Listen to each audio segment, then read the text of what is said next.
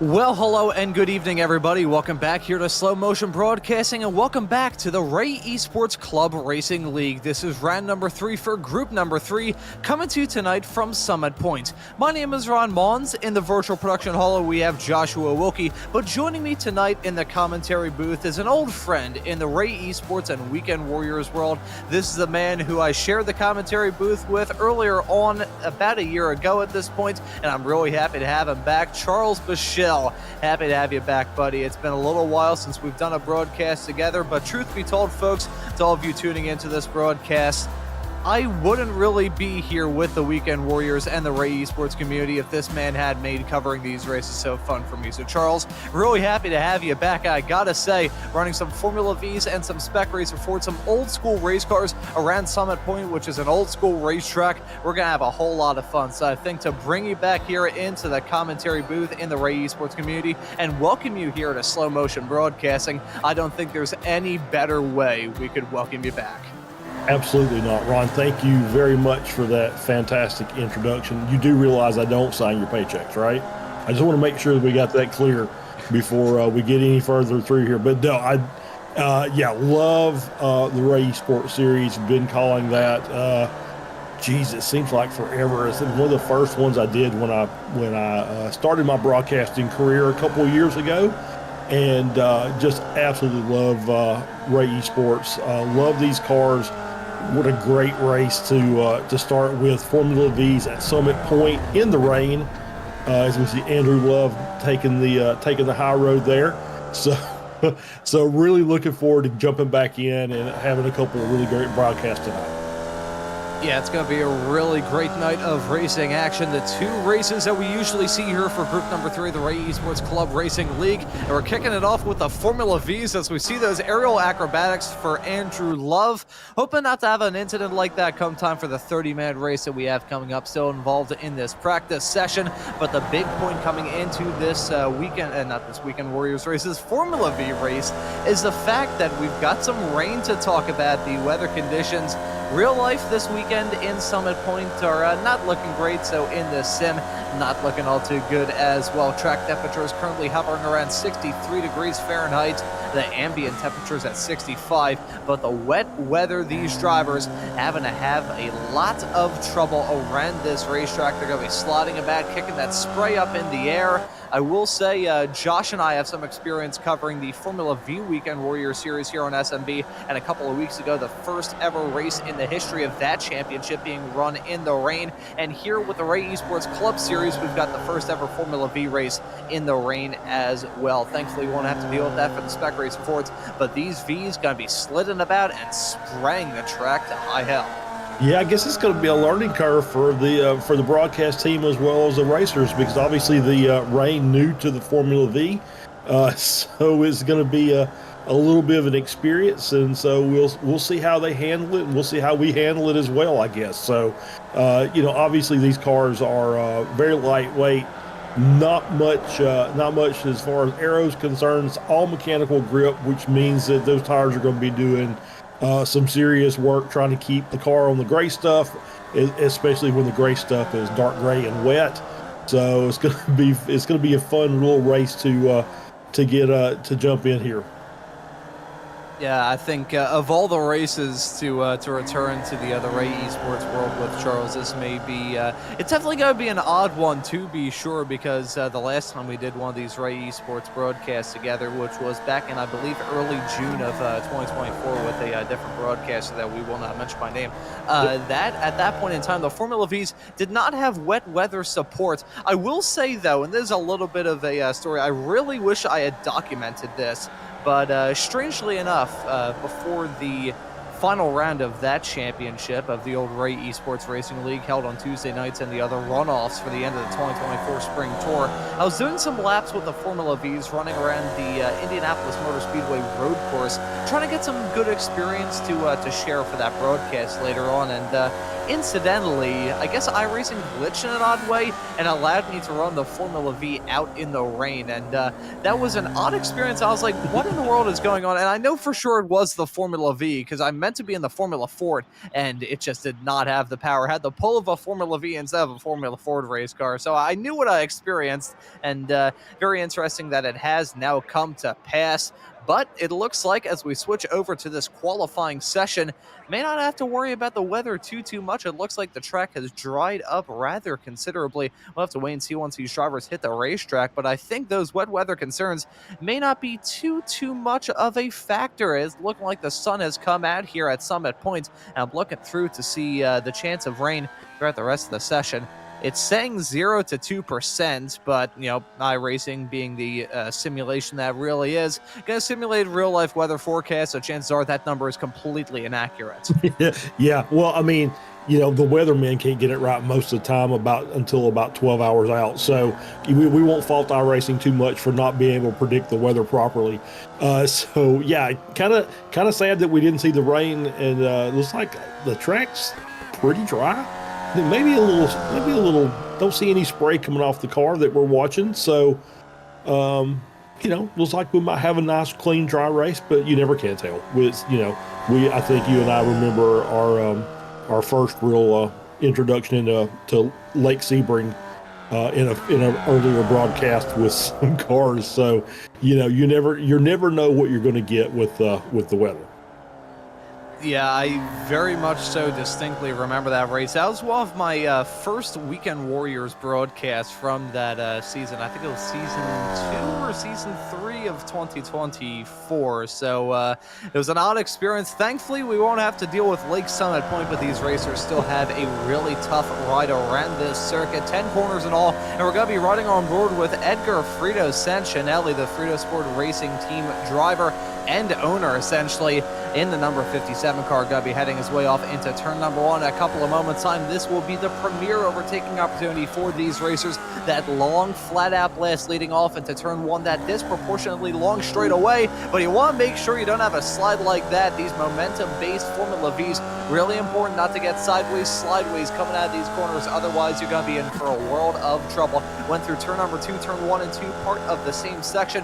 Now through turn number 3, and this is a really tough corner to get right. Try and kiss those curbs on the inside and outside the corner, but don't want to end up in that gravel trap either. Otherwise, you're going to be in for a world of hurt there. That's turn number 4 that we just saw Sancinelli go through. That very quick right-hander after get to the right-hand side of the track through the braking zone of 5. Now we're into the tight end twisties that make up the second sector of this lap. That's turn number 6, bending still into turn 7.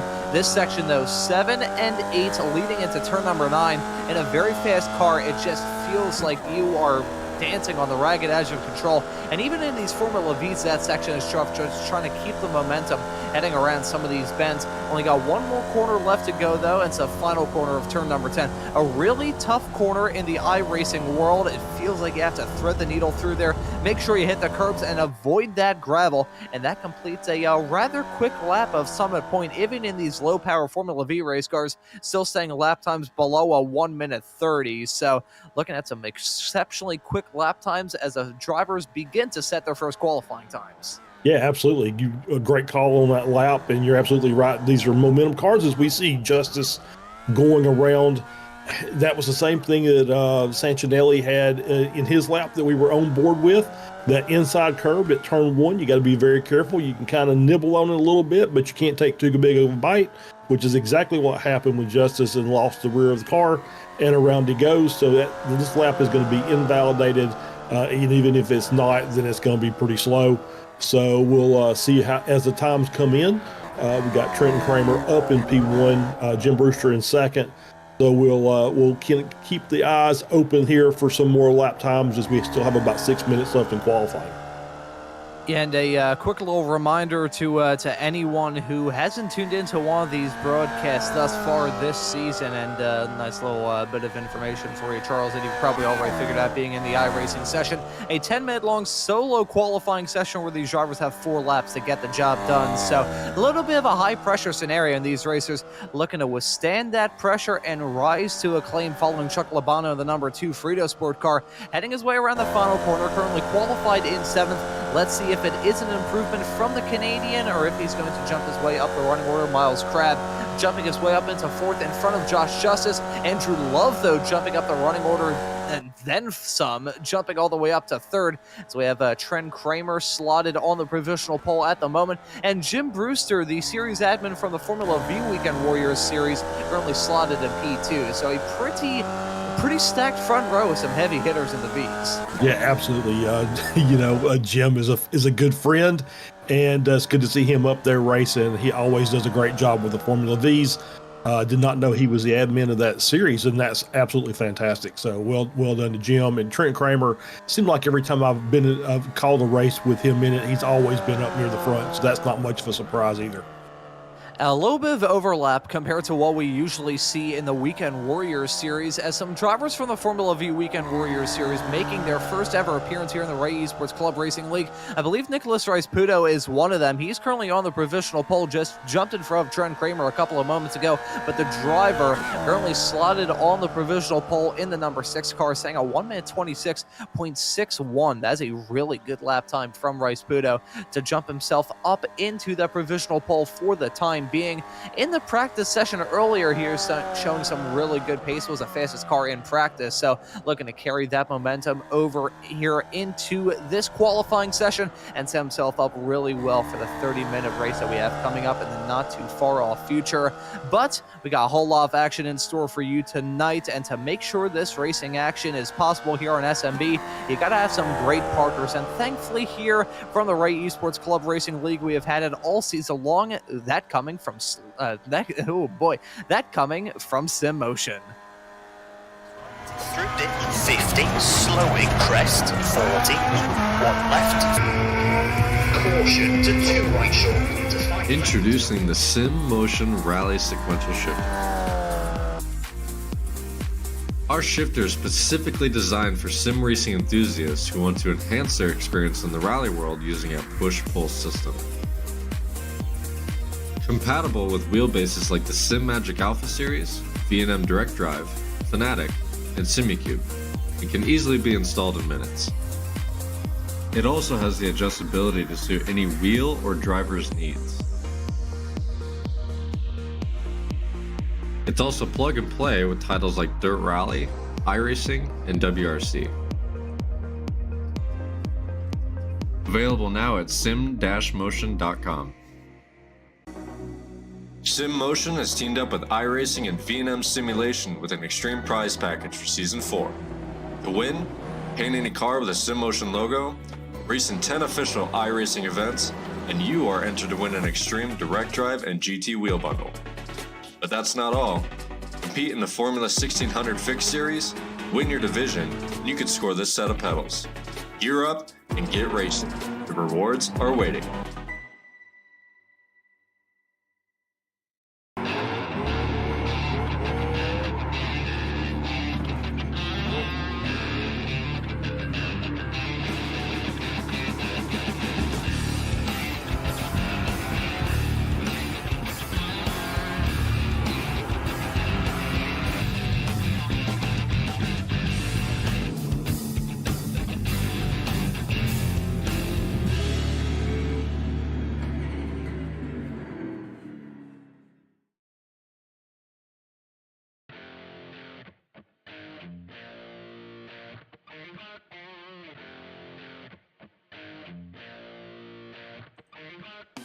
With years of experience and a passion for customer service, Sim Motion is a trusted name for Sim Magic products.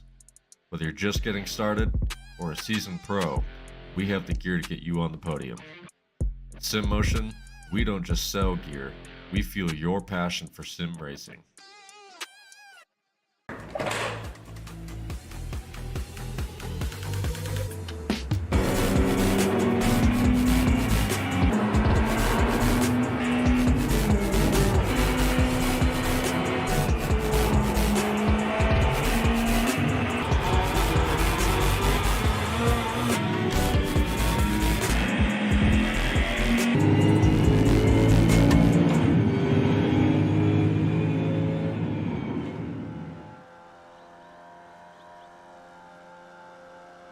SimMotion is a store by sim racers for sim racers, carrying everything from bun boxes to steering wheels and the best brands from the sim racing world, including SimMagic, Moza, Husingveld, and many, many more. With decades of experience in the industry, SimMotion is a great choice for sim racers in both North America and Europe looking to upgrade their simulators. If you'd like to check out what SimMotion has to offer, go to us.sim-motion.com.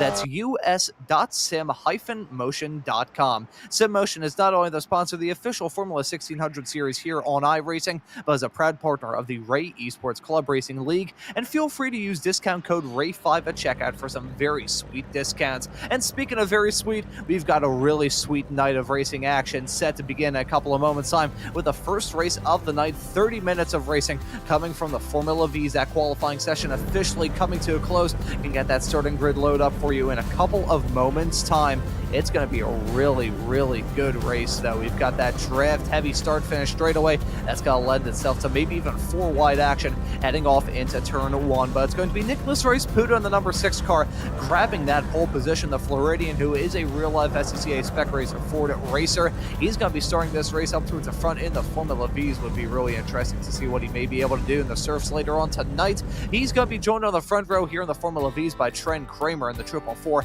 Jim Brewster, a Formula V Weekend Warriors staple and admin, going to be starting this Ray Esports Formula V race in third. Seth Spolman in fourth. Andrew Love in fifth. Joshua Justice going to be starting this race in P6. Miles Crabb in P7. Antonio Reese, Weekend Warriors staple, going to be starting this race in 8th. Aaron Gray will be starting in 9th. Jacob Schilling will round out your top 10, the number 85 car. Jeff Bernard, the Aussie, in the number 16 car, will find himself starting this race in 16th. Edgar Sancinelli will be starting this race in 12th. Did I just say Bernard was starting in 16th? He's going to be starting at 11th in the number 16 car. Sancinelli going to be starting right behind Jason Grider in P13. Chris Montgomery, who I think I just saw go backwards a couple of moments ago, hoping that he doesn't have the same fortune befall him come time for the race in a couple of moments' time, but he's going to be starting this race in P14. Ryan Campbell, the American, in the number 17, will be starting at 15th. Chuck Labano, the Canadian, in the number 2, will be joining him on the 8th row. Corey Heffron in 17th. Joaquin Effinger in P18. Wayne Buttermore will start this race in the number 73 car from 19th. Russ Lundberg in 20th. Mike Key in 21st. John Casey, another Frito Sport racer, going to be starting in 22nd. And rounding out your grid is going to be Ken Estep in the number 66 car. Now, Charles, I'll let you get a word in edgewise here in a couple of moments' time and ask you what your thoughts are coming into this race. We're expecting some rain, we're expecting some weather. Not going to get, but instead we're still going to get some brilliant Formula V action. Yeah, it's going to be fantastic. Obviously, the first lap is critical. You want to be cautiously aggressive. You want to make sure that you get a good slot, get everybody get through turn one, kind of get settled in and get lined up nose to tail, get through that first lap, get the tires up to temp, and then let's do some good racing after that. Great racing coming up all throughout tonight. We've got the Formula V's set to begin in a couple of moments' time. We're also going to have the Spec Racer Fords, another 30-minute long race coming up in the not too far off future here on Slow Motion Broadcasting. And to all of you tuning into this broadcast, if you enjoy the broadcast at any point, feel free to hit that like button on this stream. Also subscribe to Slow Motion Broadcasting and hit that notification bell so you never miss out on any of the racing action. And how about you also check out the brand new YouTube short that was posted here a couple of days ago. I'm definitely not just saying that because I was the one that edited it, but ready to get things up and rolling with that voice crack notwithstanding. Ready to get things up and rolling from the third race here for group number 3. It's been a brilliant season, spread out a little bit. Been a while since these group 3 racers were able to hit the racetrack, but set to get things underway in a couple of moments' time. That pace car's made the turn to come down pit lane. The field now in the hands of our pole man of Nicholas Rice-Puto. Let's see if he'll get a good start or if he's going to get chewed up and spat out, heading his way into turn number 1, leaving the start late, but the green flag is out. The drivers are on their way as the smoke goes up and the drivers go through the gears. It's going to be Rice-Puto having to withstand a whole lot of pressure heading off into turn number 1. These racers going to be really, really close. A big crash heading farther in the back. A driver already going upside down. Not sure who that was. Heading off down that start finish straight away into turn number 1. But a lot of drama befalling those racers already. I think Jason Grider may have been involved in that. Jeff Bernard in the number 16 getting a piece of action as well. Grider already towing back to pit lane. A big amount of drama at the very start of this race and more trouble. Spolman spinning to the inside line, heading off through 3. Yeah, that was kind of a weird spin. Maybe that was just too much brake, maybe a brake lock up, but just didn't look like he had any contact with anybody. Car just turned left on him. Yeah, that's a very bizarre-looking collision. I think we'll have a whole lot of replays to take a look at in the not-too-distant future here on this broadcast, because there's a lot of stuff going on in the span of just a couple of moments. You can see this field still very, very close to one another, heading off through the second sector of this first lap. Already a minute on the board, so hey, 1 minute down, 29 left to go, and a lot of drivers cutting their way through the field already. John Casey making his way up 7 spots, along with Wayne Buttermore in 12th doing the same. Corey Heffron making his way up 6, and Brian Campbell running in 8th at the moment, also making up 7 spots. Was it with these drivers and making up 7 spots on lap 1? But either way, it's a continual theme of these racers having a really good start. Nicholas Rice-Puto had a dream start. The fact he still held on to the lead, but it's going to be Trent Kramer trying to move around the outside. Look at Antonio Reese trying to get the move done as well. They're going to be 3 wide, heading through the braking zone into turn number 1. Reese looking to grab the lead. Kramer briefly grabbed it, and Rice-Puto held on to the lead throughout most of that first lap, and he's now going to try and get it back. You can see him running nearly off into the dirt coming out of turn number 2, trying to get the move done. That may not work, as you've got Reese and Kramer bump drafting each other, heading off into turn number 3. Rice-Puto in that number 6 car stuck on the outside as Kramer blinking out of existence. Rice-Puto going off the track. They're still going to be side by side coming down the hill off into turn number 4, and look at Josh Justice. They try and get involved in that battle if these two come to blows, heading off into turn number 5. Yeah, that was, I think, was spin. It's Reese. Oh, that's Reese off. Reese spinning from the lead of the race right as we think it was going to be set in stone. The driver of the 914 car having a costly mistake heading off into turn number 5, and I think, Charles, part of the reason why that happened is down to the fact these racers want to keep as much momentum at their backs as they possibly can, just carrying way too much speed heading off into the corner. Yeah, I think so, and I think that blinking car up to the front, I think, kind of threw Rice-Puto off, and that's why he was over in the gravel. I don't know if that affected Reese as well, but definitely maybe if that car was still blinking, maybe a netcode contact might have been involved in that as well. We'll have to wait and see if we can get a replay. Yeah, I think we have a whole lot of replays to take a look at the very start of this race. But at the very start, these drivers up towards the north end of the field giving us one heck of a battle to follow. Look at Josh Justice trying to fight on the inside of Jim Brewster. Look at Miles Crabb running on the outside of Brewster, trying to get a move done to slip his way up into the podium spots. Some side-by-side racing a little bit farther in the back, involving Joaquin Effinger and Wayne Buttermore right behind Edgar Sentinelli, who's running in 12th at the present moment. Kramer now being able to take the lead from Rice-Puto. Those two cars still separate by absolutely nothing. They're going to be side by side. I think they are side by side coming out of turn number 3, heading down the hill off into turn number 4. It's going to be a drag race between those two. Who's going to be brave enough on the brakes heading off into turn number 5 to take the lead? Look at that Hornet's nest of race cars. The top 10 covered by 1.8 and 2 seconds as Trent Kramer runs wide hang through turn number 5. Ooh. That's going to be a bottleneck. Very lucky that didn't end in disaster. Holy cow. Wow, great job by everybody to avoid that car coming back on. Yeah, Kramer lose a little bit, ease back on the track, and it was just, with his loss of momentum, just really caught a couple of cars out. But nice job by everybody. And that's the good thing about these races is as we're getting a replay here. Oh, no, that was the start of, the race. Down. And, yeah, upside down, tumbling down the front straight. Get another view of that. Yeah, I can understand why he towed back. The car pretty much destroyed as we get 3 cars off on the outside of turn 1. Labano as well involved in that. So Labano being involved in that ping-ponging action heading off into turn number 1. Chris Montgomery in the 313 car getting a piece of that action as well. And let's take a look at it. You can see ramping up on the back of Labano's race car. I'm not entirely sure who that was. May have possibly been Jeff Bernard, because I saw him dropping down the running order in that number 16 car. Riding on board, in fact, with the driver of the 16 car. I think it may have been him. Let's take a look at it heading down into turn number 1. Riding on board with that number 16 race car. Getting that moved on to Montgomery and bang into the back and ping-ponging. Heading off through the corner. Labano getting a piece of that. Montgomery as well. Lots of cars getting caught up in that incident, and a tough start to a lot of these races. But back up towards the front, Rice-Puto holding on to the lead. Miles Crabb jumping his way up into second. Jim Brewster in third. And the pack breaking up a little bit, it must be said, Charles. Yeah, but I think that this is a nice little lull in the action here. But as you can see, the draft keeps these cars pretty tight, and as soon as those cars in the front start battling for position, that's what's bringing these groups so close together, and that's the fun of this racing, is these cars evenly matched. It's just basically up to driver skill. How much can you extract out of the car? But then when you see the side-by-side battling, that's when those big clumps just get that much closer together. Usually the term side-by-side battling is very accurate to describe the racing. Here on the Formula Vs, regardless of what kind of racetrack they're running on, side-by-side would probably be the best way we could describe the racing. Certainly heading off into turn number 1, and we saw 3-wide action, loving Antonio Reese running in 9th, still recovering from that spin we saw him have from the lead heading off into turn number 5 a couple of laps ago.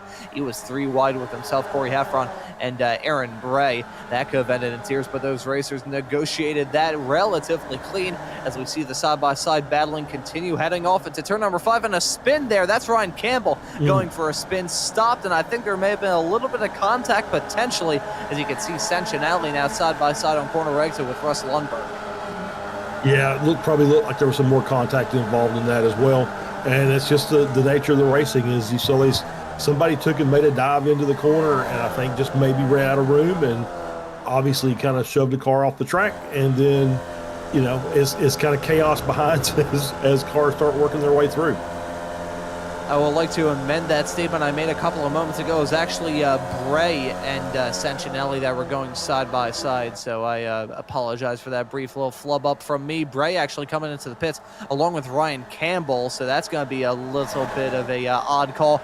We don't usually see pit stops in these 30-minute long races for either the Spec Racer Fords or the Formula V, so it must be some outstanding damage on those race cars. That or maybe a penalty, which would be a little bit surprising considering we're not even 8 minutes into this 30-minute long race. Following Joaquin Effinger in the number 700 car, he's going to be battling in the not too far off future with Edgar Sentinelli. You can see those two racers going side by side heading off into the corner. That's actually Lundberg and Effinger, my apologies, as Wayne Buttermore, who we're riding on board with, currently running in the 13th spot. He's still one of the hard chargers thus far in this race, up 6 spots, but the hard charger is actually Lundberg running up in 11th. He's already made up 9 spots since the drop of the green flag. So lots of drivers putting on some slick moves early on. Yeah, absolutely. It's a great race going in here as far as the front and in the middle and in the back as well. And that's what we like to see. There's just battles all over the track. Yeah, battles up and down this grid. Drivers giving us a whole lot of stuff to talk about at the very beginning of this race. I can't even say that the battling is starting to cool off, though, as we've still got this 3-car pack that we're following right now involving Chuck Labano, Key, and Montgomery. Montgomery still losing out on some positions after that incident we saw him involved in with Labano heading off through turn number 1. Jeff Bernard being the aggressor in that incident, shall we say. Key dropping behind, that's Mike Key in the 988, as we see side-by-side racing, 3-wide racing, side-by-side heading off into turn number 1. Look at these racers somehow making it through that corner, even though they're involved as much of a hornet's nest as they were. Jim Brewster getting a move done to slip his way up into the lead, as Joshua just as briefly took it coming out of turn number 1. And look at this, Nicholas Rice-Puda on the number 6. Got to try and get a move done. 2 drivers who run Spec Racer Fords in the SCCA in real life, going side-by-side in some Formula Vs. God love iRacing. Absolutely. It's, I was kind of watching over the weekend the Hoosier Super Tour. The SCCA season started up in full force. It was a huge crowd of cars at Sebring last weekend. So the real life racing looks like it's doing very well, and we're getting a really good battle here on the digital circuits as well. Yeah, the digital racing just as exciting as a real racing. It's digital racing with real emotions, and these drivers hoping not to get caught up in the red mist, despite the fact we have a whole lot of red race cars running around this racetrack. Jacob Schilling in the number 85 car, we follow him in the number 85, involved in this battle. Nicholas Rice-Puda, though, has been the center of attention throughout the vast majority of this race, and understandably so. He has brought us many exciting moments and many hard battles. The pole sitter still dicing it and trying to get some moves done to break his way up towards the front yet again. The game of Formula V leapfrog is very much on here, Charles. Absolutely, yeah. I saw Brewster that just took that inside defensive line down the straight, but it looks like he carried too much speed through. Rasputo able to make the move around as we get on board here with Kramer up in 4th place, battling side by side with Justice. Was right around there. There he is, popping into the screen. So Kramer in 4th, Justice 3rd, Brewster 2nd, Rasputo back up to the lead. But, you know, I figure once we get back down to the end of the start-finish straight, they'll probably change again. Yeah, it's going to be constant changing with all these racers. I think, though, I may need to apologize for commentator's jinx, as Russ Lundberg has made a run down the pits, now running all the way down in 21st. So I apologize for the commentator's jinx. What is all saying that he was running so strong in this race. What was it, up 9 spots from where he started? He drops down to 21st. So I apologize to you there, Russ, as we switch our attention back to this battling, which I don't know why. It may just be the fact that we're running through the tight twisties that make up a vast majority of this lap and has broken up this battle a little bit. However, I have a feeling that we may see that front pack begin to break up a teeny tiny bit. I'll touch back on that point in a couple of moments' time as we take a look to see what took Russ Lundberg out of contention. Yep, coming down into the final corner, running on the inside line, bit wide. Yeah, just a bit wide, and so far so good. Side-by-side battle there with the 57 car. Looks like we might get a little turn 1 drama here as these cars are headed down the front straight. I think turn 1, that may be a good theory from you there, Charles. Following Lundberg, still on that outside line, involved in a 5-car battle. He's good for now, side by side coming out of the corner, and that okay. may have been. I think maybe just the running wide heading through turn number 1, causing us to have a little bit of a red herring heading through the other replay system. So nevertheless, though, nice to see that battling a little bit farther toward the back of the pack as we see the battle up in the front of the pack with 7 cars, the top 7 in this race, covered by a second and a half. This battling, I don't think it's going to get old, but these racers are maybe playing a dangerous game, considering we're still rather early on into this race with only 13 minutes on the clock.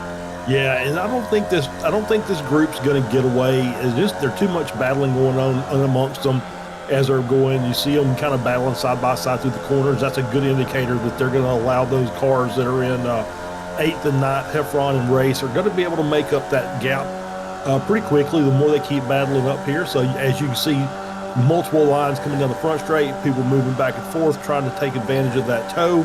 And set themselves up for a move into the corner into turn 1, as we still see 2x2 as they come to the corner. 2x2, 3x2, a 6-pack of Formula Vs heading their way off through turn number 1. Andrew Love just being the can that's left over in the fridge in the tail end of that battle. Still, though, 7 Formula V race cars separated by less than a second, heading their way off into turn number 3. It's Jim Brewster holding on to the lead for now, but Nicholas Rasputo giving him a little bit of a bump. Look at that very close quarter stuff coming out of the corner down the hill through turn number 4 right now. Look at that, very dangerously close to the outside grass coming out of the corner. You can see the very line that these racers are taking heading off through turn 5. That corner, possibly one of the toughest around this racetrack. The entry into it, really difficult to try and nail down. And plus the run through that entire tight and twisty section with asphalt about as patchy as my face when I was 14 really lends itself to being difficult to carry the momentum here in the Vs. Yeah, absolutely. Downhill braking. You're constantly trying to get the car. It's kind of not quite a straight into that corner.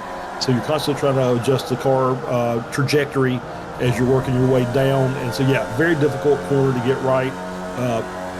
And then just basically flat through the corner so you're not getting any help as far as trying to maintain your line. As we see Kramer moving to the outside, big run going down the front straight. Monster run heading down the start finish straightaway through the braking zone now into turn number 1, running in really deep in the brakes. That was a battle between himself and Nicholas Rasputo. The battling of the brakes heading off into turn 1, but he made it stick, getting that move done to slip his way up into the lead of the race to christen in the second half of this race, which is now underway. It's been a very hectic first 15 minutes. Let's see how the final 15 minutes are in this race. And that was one heck of a way to get started. Nicholas Rasputo, though, maybe trying to make it work around the outside, heading down the hill off into turn number 4. Will he be able to hold it off on the inside now into turn number 5? not going to be there through the braking zone to the apex, but on the corner exit, he finally pulls alongside, heading through 6 and 7 right about now. Kramer still in the lead, Rice Puto in second, Jim Brewster, Joshua Justice, Jacob Schilling, Miles Crab, and Andrew Love running at the top 7 as it stands at the moment. You have to go 2 seconds back to find Antonio Reese, who was the 1-point leader of this race. However, thanks to an off-track excursion, he has been taken out of this battle. But Jim Brewster certainly in it, going side by side with Rice Puto, trying to get a move done to slip his way up into second.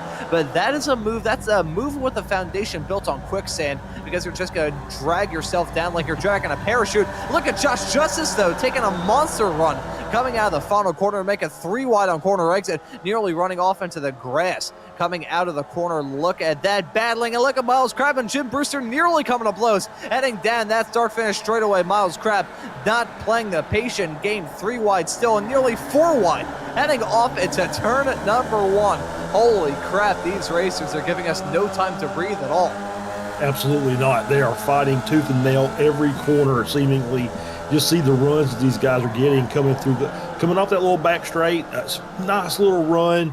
Justice got a huge run out of the final corner, but then about halfway down the straight, he just kind of lost momentum, and the cars that he was passing started passing him back. And this is what we're seeing, and this is what makes this racing so exciting.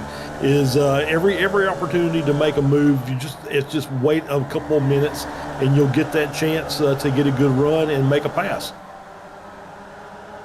Yeah, these drivers are, at this point in time, I can't even entertain the idea that these racers are starting to settle down. I mean, Trent Kramer certainly ready for battle in that Hornet car, involved in a Hornet's Nest and leading that Hornet's Nest as it stands at the present moment. Still got Nicholas Rice Puto right behind him. Now, Rice Puto has been a driver who's been definitely dicey thus far in this race, but one driver who's been catching my attention as of late here, Charles, is that number 99 car of Joshua Justice. He's running in third at the moment. Maybe got to try and get a move done to slip his way up into second as Trent Kramer dipping out.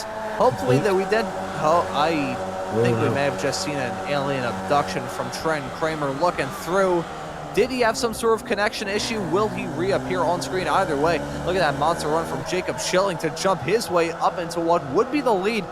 I don't think that Trent Kramer is going to be popping back into existence, because he's still dropping down the running order, still blanked out there. That serial box Wi-Fi router coming back to bite him on the butt yet again. Let's hope it's not that. But yeah, this is one of the dangers of simulated racing is. These real life cars, it may be a $2 part that ends up breaking and ending your weekend. But for us, for the iRacers, it's just an internet connection dropout is really all it is. And, if it hangs or whatever, it's, you hope it comes back. And if it doesn't, it just kicks you out of the server and that's your race done.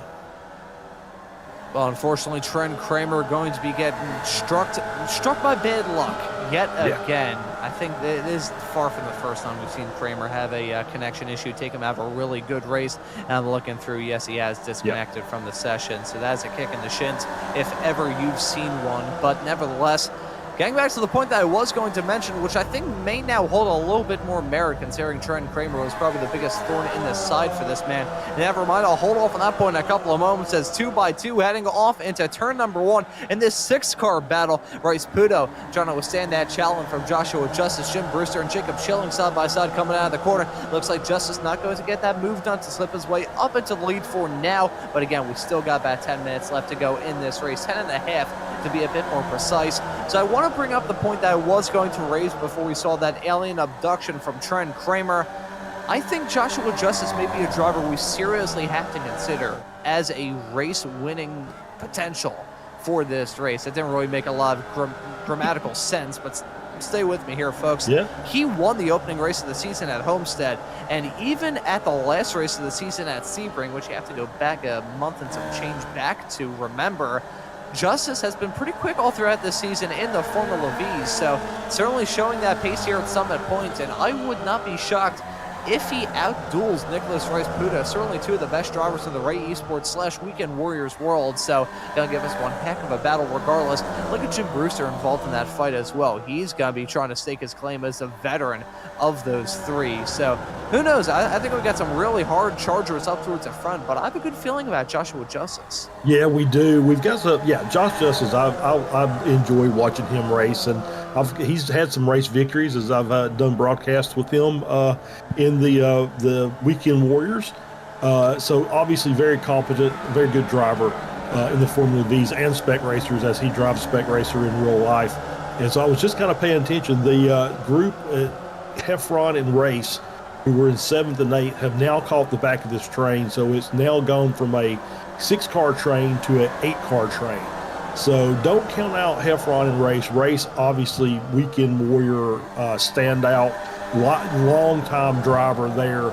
Obviously, since he lives over in the Iberia section of the world, obviously the insomnia has kicked in for the night, so he decided to come out and race with us. So it's going to be interesting to see if he can work his way up, because he's a very competent driver, very capable of winning this race. So I'm not putting my chips on anybody just yet. There's still too much time left in this race. Yeah, I think that's a very good point that he raised there, Charles. Talking about Reese and Heffron, they're now slowly reeling in those drivers up in front of him. It's only about half a second between Heffron running in 7th and Andrew Love, who has been the tail car of that front pack fight for quite some time. This is going to turn into an 8-car fight in the not-too-distant future. I gotta say, one thing about Andrew Love, despite the fact he's running in 6th, the tail car of this battle in that 945 car, he is very fast in the Formula Vs. In fact, I believe he's your current Spec 2 championship leader in the Formula V Weekend Warriors season through to the 4th race of this current season. But nevertheless, lots of fast racers at the front of this field, and Nicholas Rice-Puda trying to prove that he's the best, but running wide through turn number 1 as Schilling has an off-track moment. He's going to drop down like a rock. That is going to take him out of that fight. But still 7 cars at the front of this field, and Jim Brewster retaking the lead as Rice-Puda runs wide through 1. Yeah, that was I think just Schilling may have got caught out on his brakes and either didn't, or maybe broke a little too late or locked up. It carried him off into the exit of turn 1 on the outside. But with those guys going 4x2, going down through those corners, he might get back in there pretty quickly. But now I see his car's off again. And we can see that battle. Corey Heffron, the number 52 car, is one of those drivers that got a little bit of time gained as a result of all of that. Here's Russ Lundberg, who will still continue to apologize for that commentator's jinx earlier on. He was running really good, then had a moment, and then there you can see him running wide through 6 and 7. That's going to lose him out on some more time as well, as there's a couple of moments, strangely enough, involving the drivers who have been the hard chargers thus far in this race. John A. Casey being one of them in the number 78 Frito Sport car. Let's see, heading off into turn number 1. You can see carrying a lot of speed and going for a half spin, gets it stopped and barely ends up in the dirt on the outside of the corner. But either way, that's going to cost him out a whole lot of time and a whole lot of momentum. A moment like that in a Formula V will result in you having to spend the next lap and a half trying to build back the momentum, so that's not ideal at all, as nearly coming up blows coming out of turn number 1 are Corey Heffron and Jim Brewster. Yeah, absolutely. That was very, very close. It's just still side by side. They're still running side by side through a lot of these corners, and you can just see it's keeping this pack together, and that's what's making this very exciting. And have really no way of knowing who's going to end up winning this race. Just hoping that we don't have any contact between these cars to potentially ruin somebody's race in the last 6 minutes or so that we have left. Yeah, practically no time left for these drivers to get some moves done. Coming up now to 5.5 minutes left on the clock, and these racers are running out of opportunities to make stuff work. I gotta say, Nicholas Rice-Puda and Miles Crabb breaking away a teeny tiny bit from the drivers behind. Miles Crabb, definitely a hard charger and a good contender in the Ray Esports Club Racing Series. He's won in, has contended for wins in all 3 of the groups that we have, whether it be the Group 1 action with the Maunzes and the TCRs, the Group 2 action with the GT4s, or here at the Group 3s with the Formula Vs running out and the Spec Race 4s running on later on today. Crabb, who was the previous champion from the Tuesday night Ray Esports Racing League. Very, very fast, and let's see if that 131 car is going to grab his first Formula V checkered flag of the season, as Jim Brewster trying to get a move done on the inside of Josh Justice, heading off into turn number 1, looking for third, and it looks like he'll be able to get that move done successfully, as Justice slipping in right behind with a matter of millimeters separating those two race cars. Yeah, just so tied up in that battle as we see here, Joaquin Effinger and Labano battling, running into just the edge of the top 10. So they're still, getting a good result out of this upper half of the pack. But, they've kind of lost the front of the field. So it's just going to be those two cars. Spolman's going to do what he can to try and catch up, as well as Montgomery. So they've got an opportunity. If these guys start fighting amongst themselves, they'll have an opportunity to get involved in it as well. Yeah, let's just wait and see how things are going to play out in the final few minutes of this race.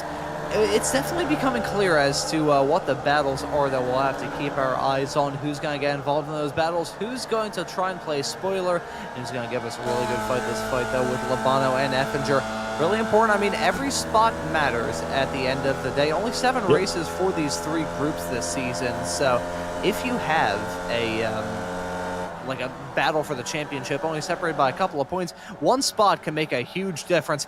3 wide, side by side, heading off into turn number 1. These racers going to give us a brilliant fight, running all the way through from start to finish, lights to flag.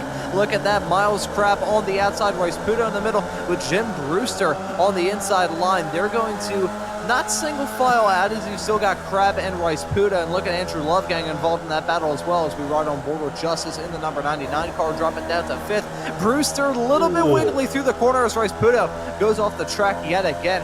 I don't have a good feeling about Nicholas Royce Puda. He's had a whole lot of off-track excursions, and who knows, that could be the death of him. Let's just wait and see. Joshua Justice nearly coming to blows with Brewster, heading through the braking zone now into 5.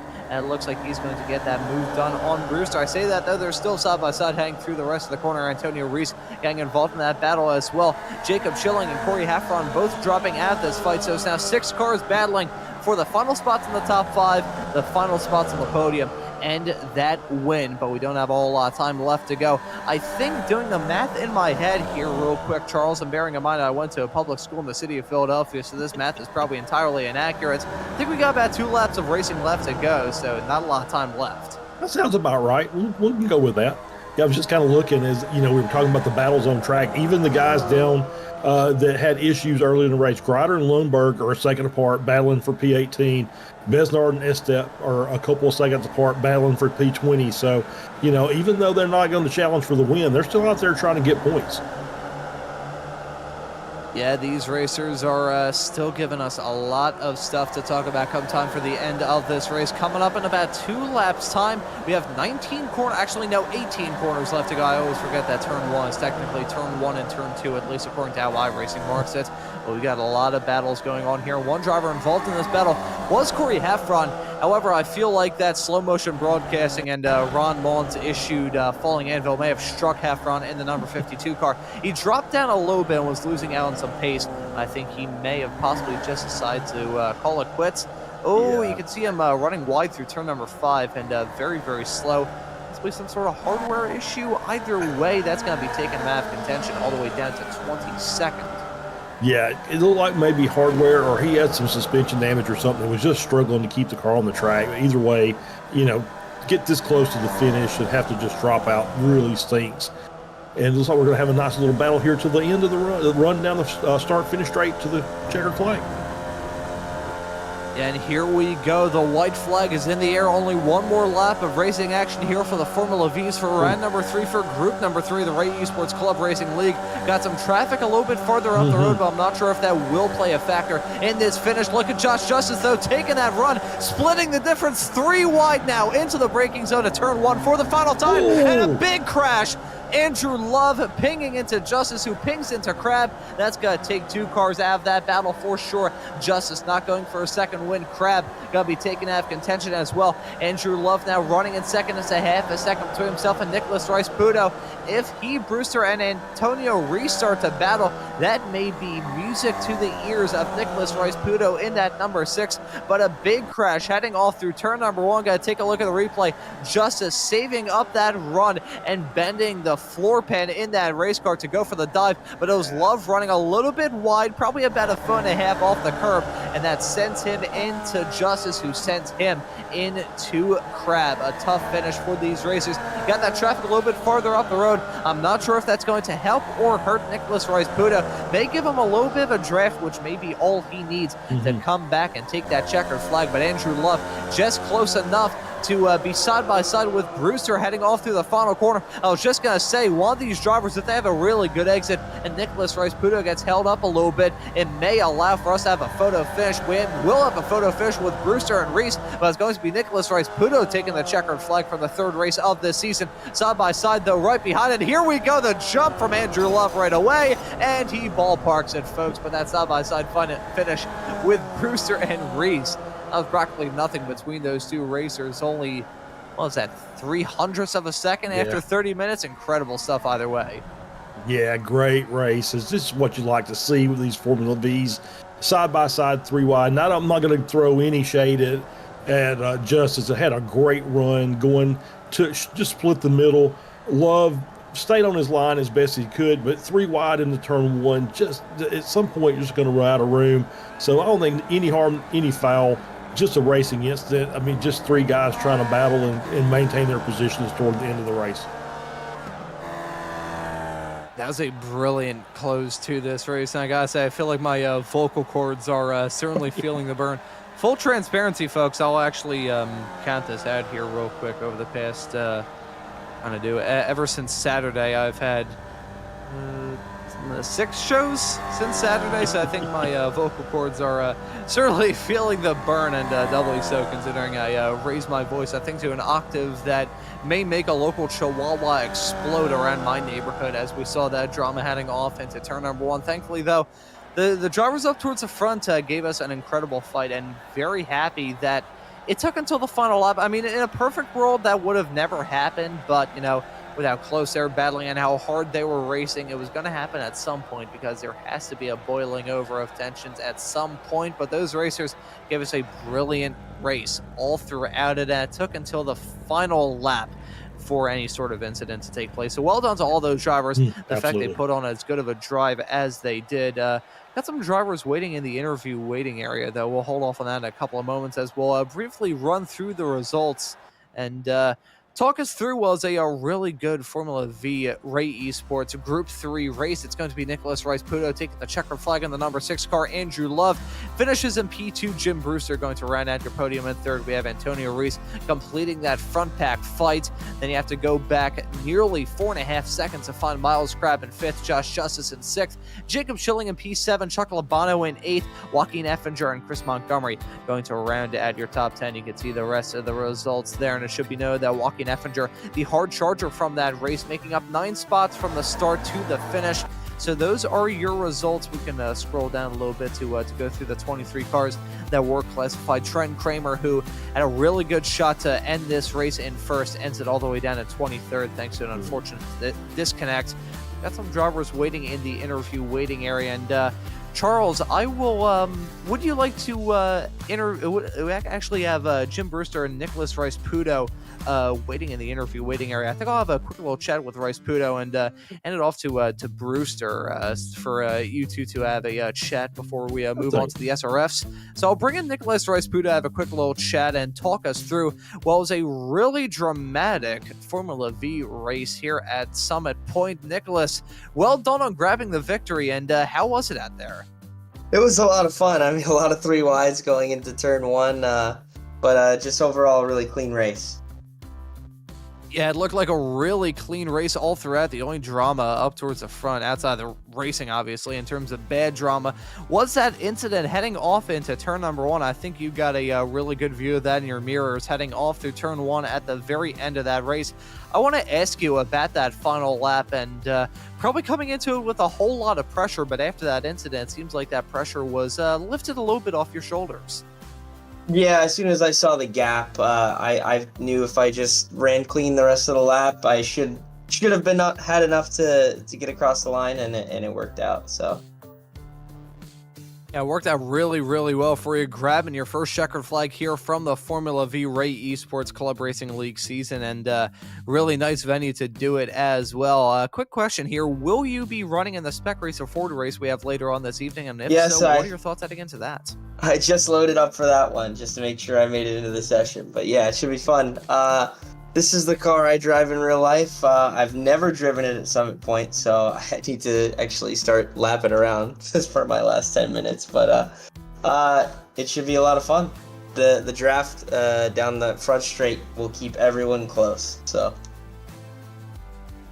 Yeah, that's going to be a really fun race coming up in the not too far off future here. But Nicholas, thank you very much for joining us in the commentary booth, and well done on the win here in the Formula Vs. Thank you for joining us. Thank you. And that right there was Nicholas Royce-Puto, and I will say, I think we have a little, just a little bit of overlap with the Spec Racer Fords. I think they're in qualifying right now, so we may have to hold off on that chat with Jim Brewster and move our happy heinies over to that Spec Racer Ford session. But a brilliant way to kick off the racing action here tonight from round number 3 for group number 3 of the Ray Esports Club Racing League. A brilliant start, but hey, we got the Spec Racer Fords, another 30-man race coming up in the not too far off future here. Stay tuned, folks, because the second half of this broadcast is going to be just as fun as the first. We'll be right back after these messages. Through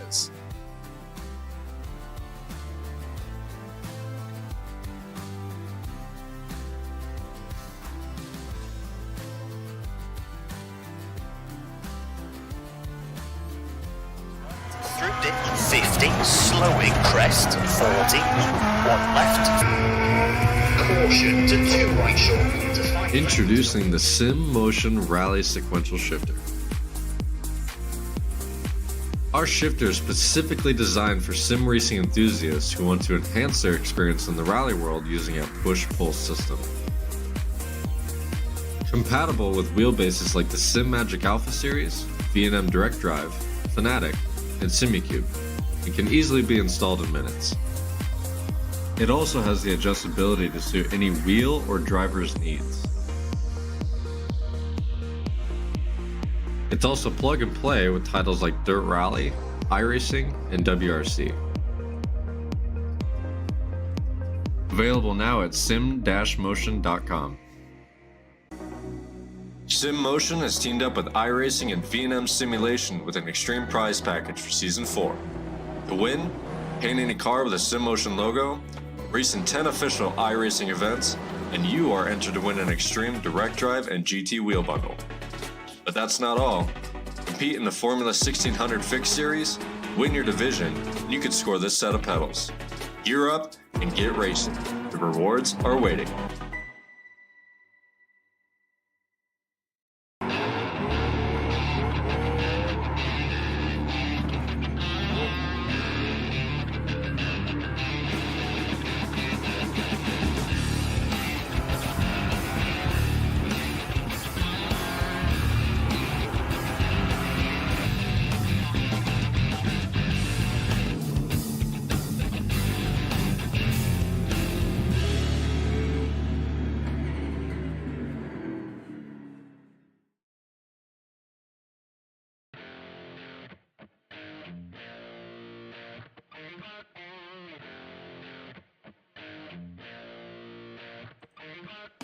With years of experience and a passion for customer service, SimMotion is a trusted name for SimMagic products.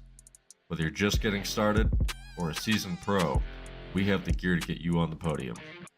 At SimMotion, we don't just sell gear, we fuel your passion for sim racing.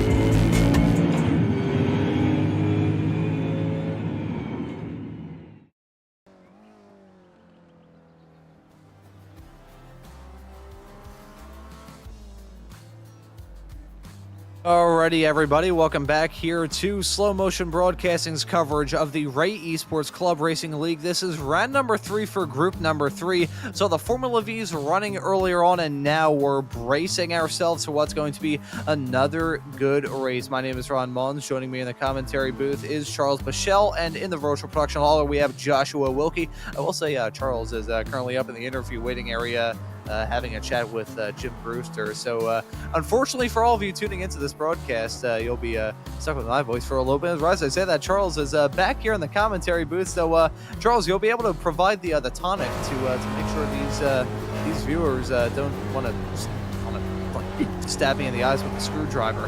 Oh, no, absolutely not. I think everybody enjoys hearing you do the broadcast.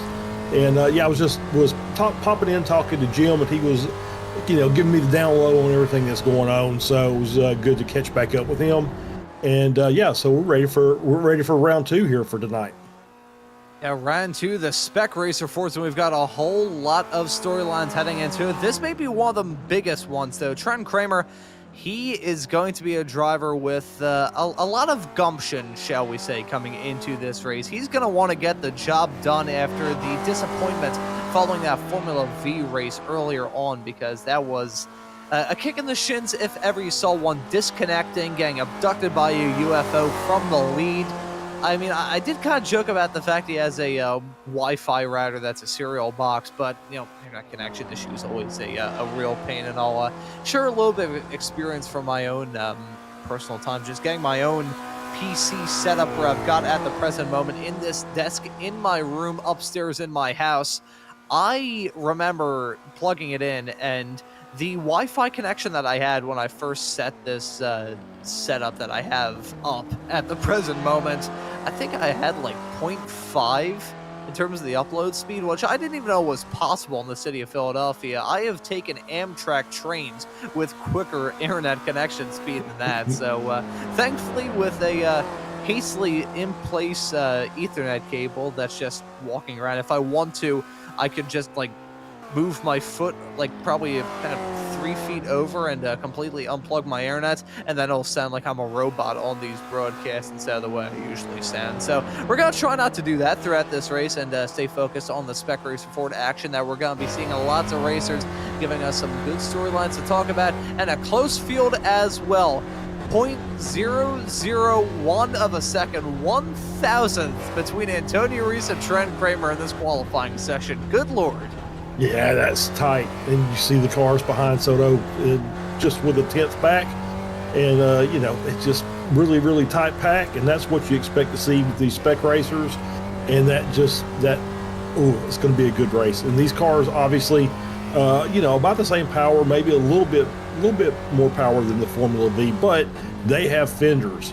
It's going to make things much, much better. You're going to see probably a lot of beating and banging on each other, as well as some bump drafting down these straightaways. These cars are going to try and hook up and see if they can push each other down the straight to get out to the front, and then you'll see some late moves going into turn 1, and then they just lap around and get ready to do it all over again. Yeah, and speaking of doing some laps, these drivers, I believe, will be on their final qualifying lap following Chuck Labano in the number 8 car. I believe he's already just about completed his qualifying session, unless my statistics are proving me wrong here. I think he is on his final lap, though, so nevertheless, not a lot of time left for any of these racers. Antonio Reese jumping up to the provisional pole, and as I say that, Nicholas Rice-Puto, off the back of a win in the Formula V, is going to jump up to the front, saying a 1:17.542. That is a brilliantly quick lap time from Rice-Puto, the number 19 car, looking to try and establish dominance up at the front. Antonio Reese, who was on the provisional pole, now slided down to P2. And Joshua Soto, who we occasionally see run in the Ray Esports / Weekend Warriors world, sliding third at the moment. Sometimes whenever he's starting a little bit farther towards the back, he just cuts his way through the field like a hot knife through butter. So starting this race in third, he may be a serious contender come time for this 30-minute race we have coming up. Oh, yeah, absolutely. Soto's very, very quick in this car. And, yeah, we've seen him for the first challenge, and he's done wonders working his way through traffic. Obviously, the little bit tighter tracks. I'm not sure he's going to make that run, so probably a good idea to get a good qualifying position here and start a little bit closer to the front, and that way there's not as many cars to pass, and he could just do some defending for a few minutes. Yeah, I think defending a really good point that you brought up a couple of moments ago. Come time for this race, some of these drivers try to block off those runs. I mean, we saw it in the Formula Vs. It's just about impossible to defend in the Formula Vs for the simple sake the draft is so powerful. And, you know, in terms of the size of a Formula V, I could best describe it to, like, you compare that to, I don't know, like a Cadillac GTP car, considering we have the iRacing Daytona 24 coming up this weekend. Comparing the size of those two, it's like a polar bear standing on top of a soda can. There is like they're very tiny race cars, and in terms of width, length, every height, it's small race cars. They're small little insects buzzing around the track whenever you see a Formula V race here on SMB. So it is impossible to block off a run in those. The Spec Racer Fords, meanwhile, a little bit wider. You can be a bit more aggressive as well, since they do have fenders, and you won't see aerial acrobatics if a defensive move goes badly. So the defensive game going to be really important for this race we have coming up.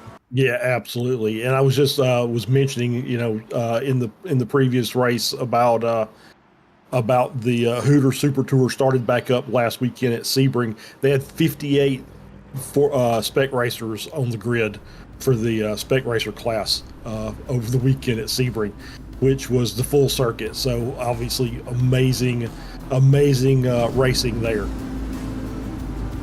Yeah, amazing racing there, and hoping that the amazing racing action continues here in the sim.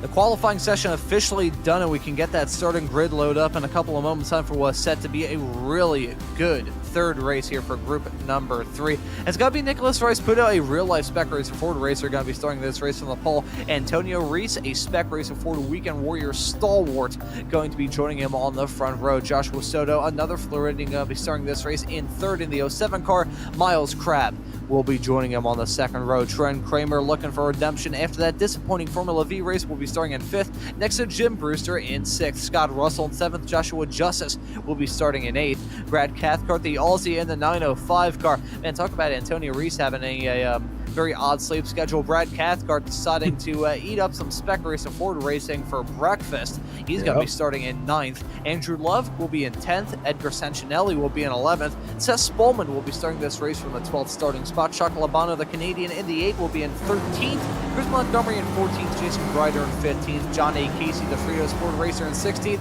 And Breathe, Ryan Campbell in 17th. Joseph Tarantino in P18. Randy Marino in the number 4 car will be starting in 19th.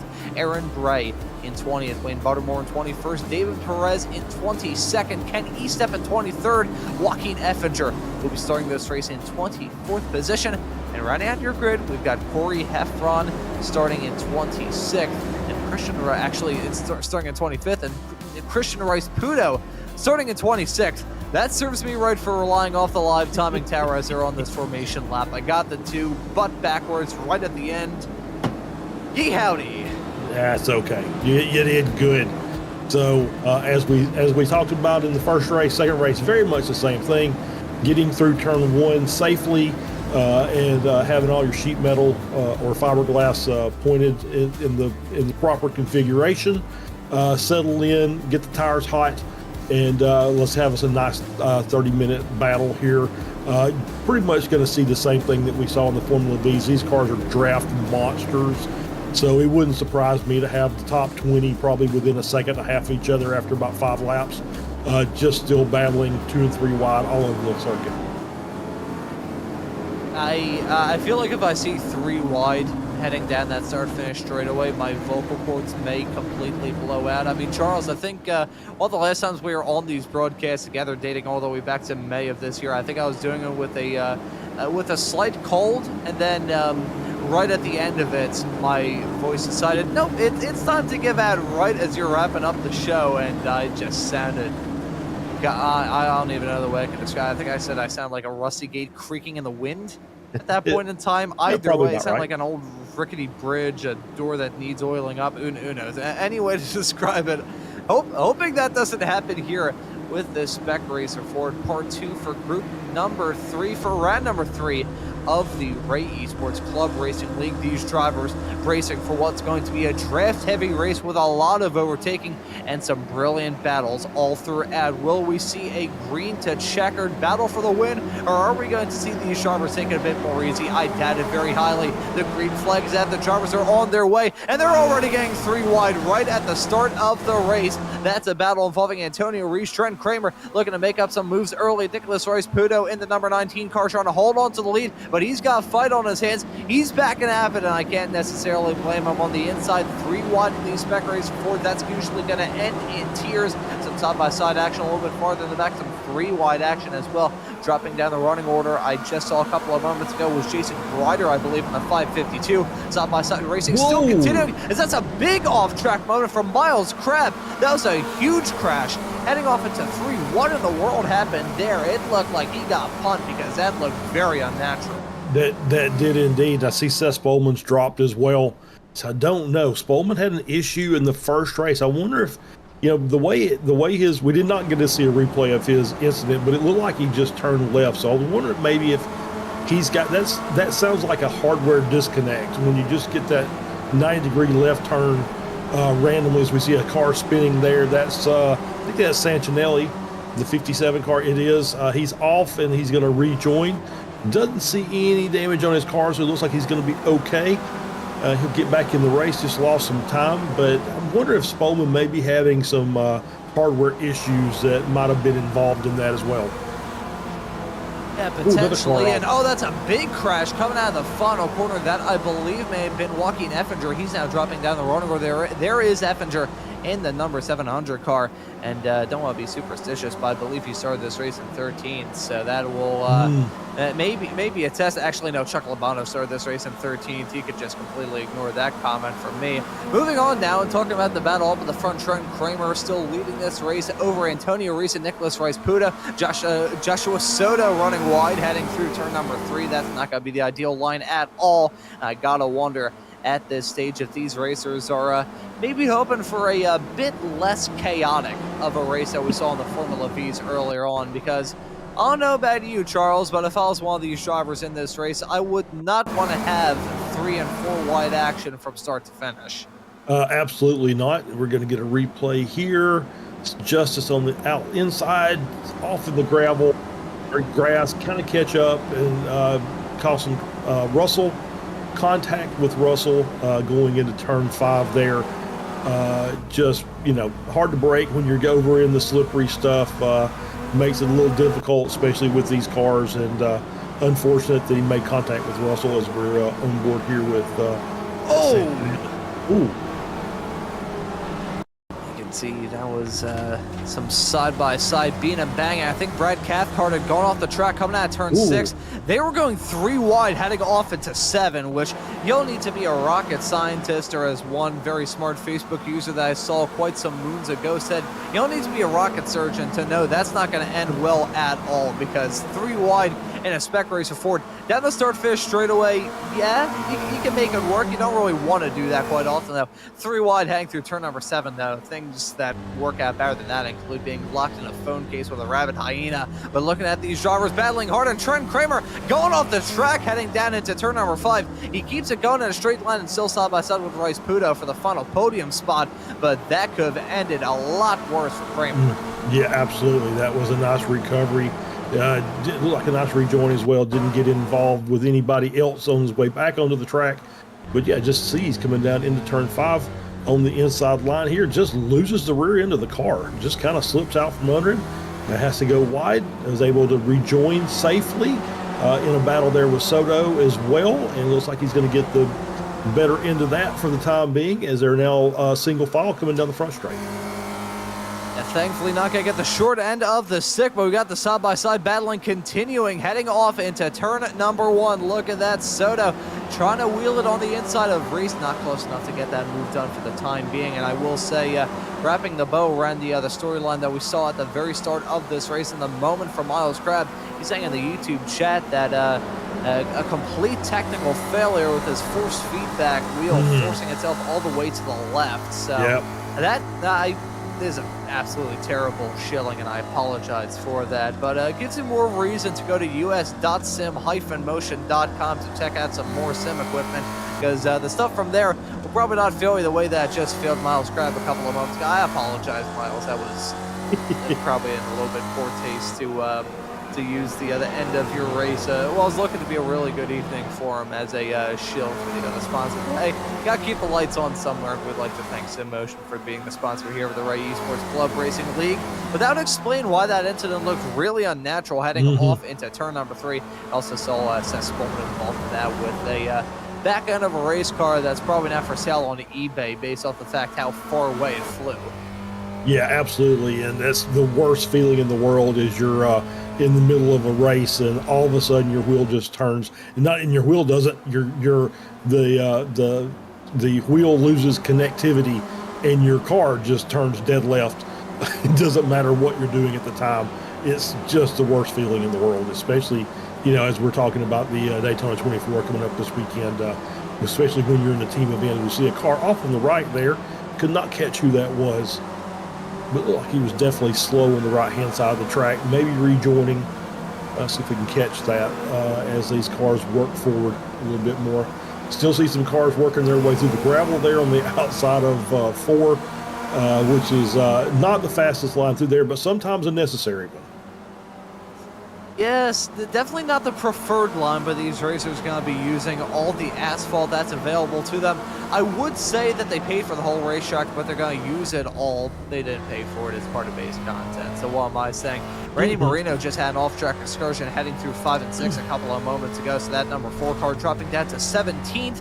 He was going side-by-side with Perez a couple of moments ago. Perez now going to be battling with Heffron in the not-too-distant future. Look at Heffron, though. And look at the gap between Heffron and Marino completely shooting down. Just having a good run through the final few corners. Now side-by-side through the final one. Randy Marino looking to get a move done in the number 4 car. Not close enough as a side-by-side filing up towards the front is still very much on. Antonio Reese and Soda battling hard. Look at that. John Casey trying to get a move done on Randy Marino. They'll be side-by-side into turn number 1 as side-by-side going to be the case with Heffron and Perez as well. Looks like we're going to see John Casey get that move done to slip his way in front of Randy Marino, and Heffron going to jump in front of Perez. Yeah, it was a great run down the front straight by Casey. Able to make that move on the inside, get the pass made and cleared, going through 1, and now he's got his sight set forward on the next couple of cars. Oh, and you can see them fanning their way out, coming out turn number 3. That gravel getting kicked up in the air, and the dust and the grass and everything, and a big crash heading through turn number 5. A big amount of wall contact. 2 cars involved in that. That was Perez and more contact being made coming out of the corner. That's Christian Rice Pudo. It was very slow coming out of turn number 5. I think he may have spun in that number 5 car, but either way, lots of drama going on the past couple of moments. That was Perez and Casey coming to blows coming out turn number 4 into 5. That was a big amount of drama going on in the span of a couple of moments. So tough to keep track of. And here's a replay to see all of that going on. There you go. That was Casey going for the dive. That was just never going to work. No, I won't say it was not the best move. He was on the inside there, but it looked like the cars on the outside just kind of checked up a bit going through the corner. Like maybe the 114 car was maybe losing the rear, and you could just see him kind of just coming across the track. And so, yeah, it might have been a 50-50 there. So I'm not gonna lay any blame on that. Just like a racing incident, it looks like the car is just trying to find a good spot of the track, and they found the same one. So. Tough to have something like that happen either way. Christian Rice Pudo going to be passing the very likely wounded number 78 car of John Casey. Runs wide heading out of turn number 3. That was a pretty significant whack for both of those racers. And you can see a big lockup heading off into the corner. I think Aaron Bray just went off the circuit just in the back of shot. There is Bray in the 14. Locked it up badly. And those front tires are going to be reduced down to rectangles, or would they be rectangles or semicircles? I'm not too sure. You could tell it's great at geometry as a kid. But looking now, Randy Marino getting a move done on Aaron Bray to slip his way up until 14th. Lots of drivers cutting their way through the field and giving us some good battles. So talk about the hard charger as it stands with only 9.5 minutes on the clock. Actually, Christian Rice Pudo up 10 spots already. Actually, no, I will amend that. Corey Heffron up 12, running at 13th at the moment. But I will hold off on that point as Trent Kramer and Joshua Soto continuing the trend of side-by-side racing for the lead. Yeah, absolutely. Soto's up in the P2 now. Has got Rice Puto right on his rear deck lid. Antonio Race also back there having a good run and just kind of following Trent Kramer around. And they'll line up again. As like I said, they'll get that run down the back stretch and set themselves up for a run down the start-finish straight. And there'll probably be another pass for the lead here before we get done with the next lap. So maybe multiple passes. You never can tell because these cars are just all over each other, and we're already 10 minutes in, and they've pretty much separated themselves from the rest of the group. Yeah, at this point, these drivers kind of flocking around each other like a bunch of flies would be flocking around a tire with a small little puddle of stale water at the bottom of it. These racers certainly very close. The top four covered by about 7/10 of a second coming out of the final quarter. Antonio Reese, a tail car of this fight. All four of these racers have led at some point. Kramer's led, Soto's led, Rice Puto and Reese have led as well. But they're waiting to see who's going to be the first to really stake their claim on this race. I say stake their claim.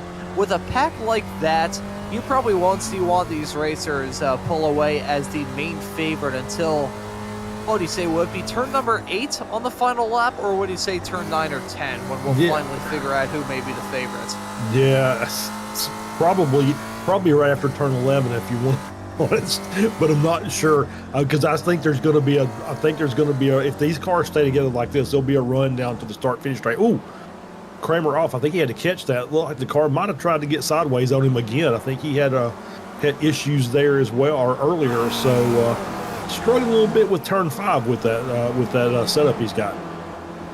Yeah, struggling a whole lot. Look at this, though. A slick move from Christian Rice Puto and Corey Heffron. That was some bold stuff from the driver of the number 5 car, the younger brother of Nicholas Rice Puto, running a P2. Rice Puto, the hard charger at this point, and getting a slick move done, heading off into turn at number 5. That was brilliantly executed. Yeah, great move. Obviously, taking a little page out of his brother's book, and he's working his way up the grid as we see a replay here. As they're coming through turn 4 into turn 5, just kind of opens the wheel up and moves to the inside and makes a nice dive, late on the brakes, and is able to make that pass. Yeah, that was just well executed all around. I gotta say though, Rice Puto maybe fighting a fruitless effort. These two not only battling for position, they're also battling for the acclaim of the Hard Charger Award. But look at the back of Christian Rice Puto's car. My apologies there. Nicholas Rice Puto's brother of Christian, with a lot of damage on the back end of that race car. It kind of looks like looks like while a giant was molding a car out of clay, just punched the back of it, because that does not look good at all. Wrinkled up a teeny tiny bit.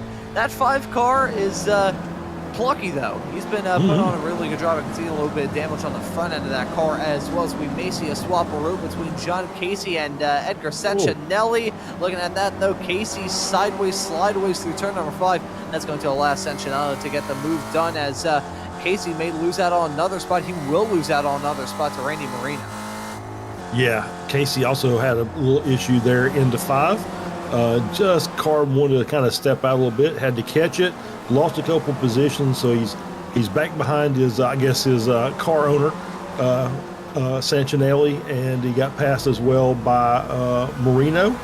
But he's right there in the draft, so he should be able to make up the stagger pretty easily coming down this front straight. And let's see what he can do, if he can make a chance to maybe get those positions back here later on in the race. It's really, really tricky. It's a dangerous game whenever you're being involved in something with your boss, because usually you think, the boss completely removed from everything. That's why our producer Josh Wilkie is the best producer on the iRacing platform. Absolutely. And if you say anything wrong about that, you can fight either. Well, just fight me. I don't want to bring Charles into the fight. John Casey though, he was running off into the dirt, heading off, coming out of turn number 2. Bernie Marino running in 18th. Casey tried to get that move done, but was not able to get it done successfully. Gotta say though, one driver dropping down is Josh Soto. He's lost out on a boatload of time. I think he went off the track in that 07 car, because he was running in that front 4 fight, but he's dropped down like a rock, running down in 7th. Yeah, let's get the replay here, see what happened. It looks like he's out front here, and we're working our way through 5 and 6, then around through 7 and 8. and just loses the rear of the car. Just trying to get back on throttle, and just the rear tires would not do it. And so, yeah, had to kind of reset himself, and it's dropped all the way down into P6. Yeah, that's a big mistake from the driver of the 07 car. Take a look at another angle of this time riding on board with him, and there you go. A simple spin through turn number 7, hits that apex curb, albeit hits it in the worst possible way. That's going to take him out of contention. Tough moment for the driver of the 07 race car. Still plucky though, trying to get moved on Jim Brewster, heading down into turn number 4. That's going to be unsuccessful. Josh Justice actually got to blow his doors off the battle of the Joshes, with another J of Jim Brewster running in 5th. Got Andrew Love involved in that battle as well. And I got to say, Nicholas Rice-Puto actually breaking away a little bit in that lead car, and now building that gap to himself and Kramer to about a second. Yeah, it's a kind of a shocking thing that you can get that kind of a gap out there. So to see as they go down, Rice-Puto off the track, so that might hinder his ability to get that much ahead. So we're going to see if that gap changes at all. Looks like it's starting to drop a little bit. Race obviously with the fastest lap of the race in 1:17.26. Looks like Kramer had a faster lap, but maybe had an off track involved in that as well. So does not get the fastest lap award there that time through. So we'll see. And Kramer's dropped down to 3rd now. So Reese is up to P2. And we'll see if he can make any headway on Rice-Puto and see if he can make up that stagger. Yeah, just waiting to see how the final half of this race develops. Now officially over the halfway mark. I've had a whole lot of drama, though, to keep up with all throughout this race. So happy all of you can tune into this broadcast tonight here on Slow Motion Broadcasting. And if you enjoyed this broadcast, remember to hit that like button, hit the subscribe button here on Slow Motion Broadcasting, and that notification bell as well, so you never miss out on any of the racing action. Because have it be known that the action simply does not stop here on SME. In fact, as we are speaking, there's another broadcast with some Formula 4s. You can tune into that broadcast later, though, because as it stands currently, we've got a Spec Race and Ford race still left to be decided, with some drivers battling all throughout this field, including the Battle of the Joshes, still very much intense. Joshua Justice and Joshua Soto giving us a good fight as Nicholas Rice-Puto starting to check out just at the fifth lap of the race last time by at a 1:17.207, which I think is actually quicker than his pole time as well. So that is really good from Nicholas Rice-Puto, so showing a lot of pace and building that gap now to 1.5, nearly 1.6 seconds between himself and Reese. Yeah, and he's working his way. There's a couple of cars that are going a lap down. S-Step is a minute 15, which is just a little less than the lap time. So he's going to have to deal with a little bit of lap traffic, and then we'll see if it alters his gap back to P2. And then the group here, Brewster, Love, Soto, and Justice, are fighting so hard amongst themselves. They're actually dropping time to that lead pack.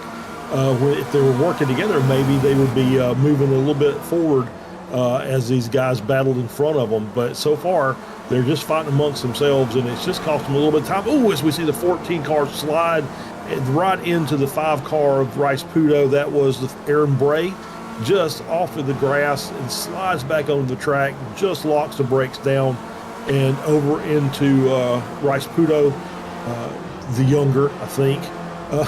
And as we see a car off, that's I think that's Andrew Love. It is indeed, as he's battling. Just like that, Soto's managed to get his way to the front of that group, but it's managed to also allowed, looks like Labano, or is that, let's see, Campbell and Labano are behind.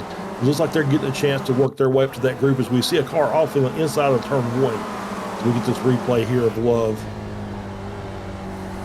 Yeah, we saw that rally line from Love coming out of the corner, just enjoying that dirty air. I say enjoying it in massive air quotes, heading out the final corner and running so far deep into the grass. I feel like the Summit Point landscaping crews may have something to say about Andrew Love, and they have something to say about some of these racers, especially the people who are responsible for forming that gravel trap coming out of turn number 3.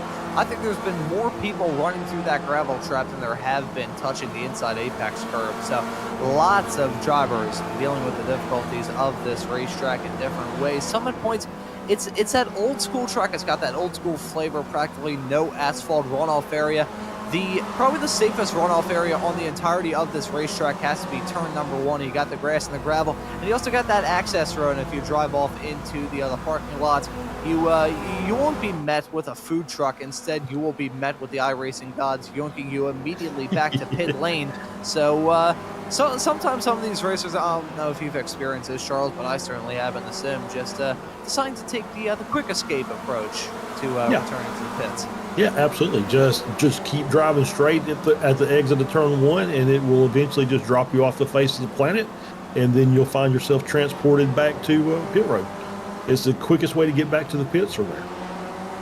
Hey, it gets the job done, does it not? So I think these racers, some of them have certainly considered doing that. I think one of them may have been Christian Rice Puda, because he ran into some major difficulties, and he's now completely out of this race, classed all the way down in 23rd. So that's going to be unfortunate. That will allow Corey Heffron, I believe, to much inherit the Hard Charger Award, unless a driver like Ryan Campbell, who's currently second in that category, unless he makes his way up into 6th or better, and Corey Heffron remains in that P14 spot. So 11 spots, though, nevertheless, from Corey Heffron. So well done to the driver of the number 52 car. Lots of drivers putting in some well-executed drives. Trent Kramer certainly one of them, despite the fact he's probably not in contention for the win, considering we have less than 9 minutes to go, and Nicholas Rice-Puto has built that gap up to 2 seconds. He's still made up 3 spots since to drop the green flag, so it may not be the checkered flag he was probably seeking after in either of these races, I should say. But still, P2 and 3 positions gained, that's still not a result to scoff at.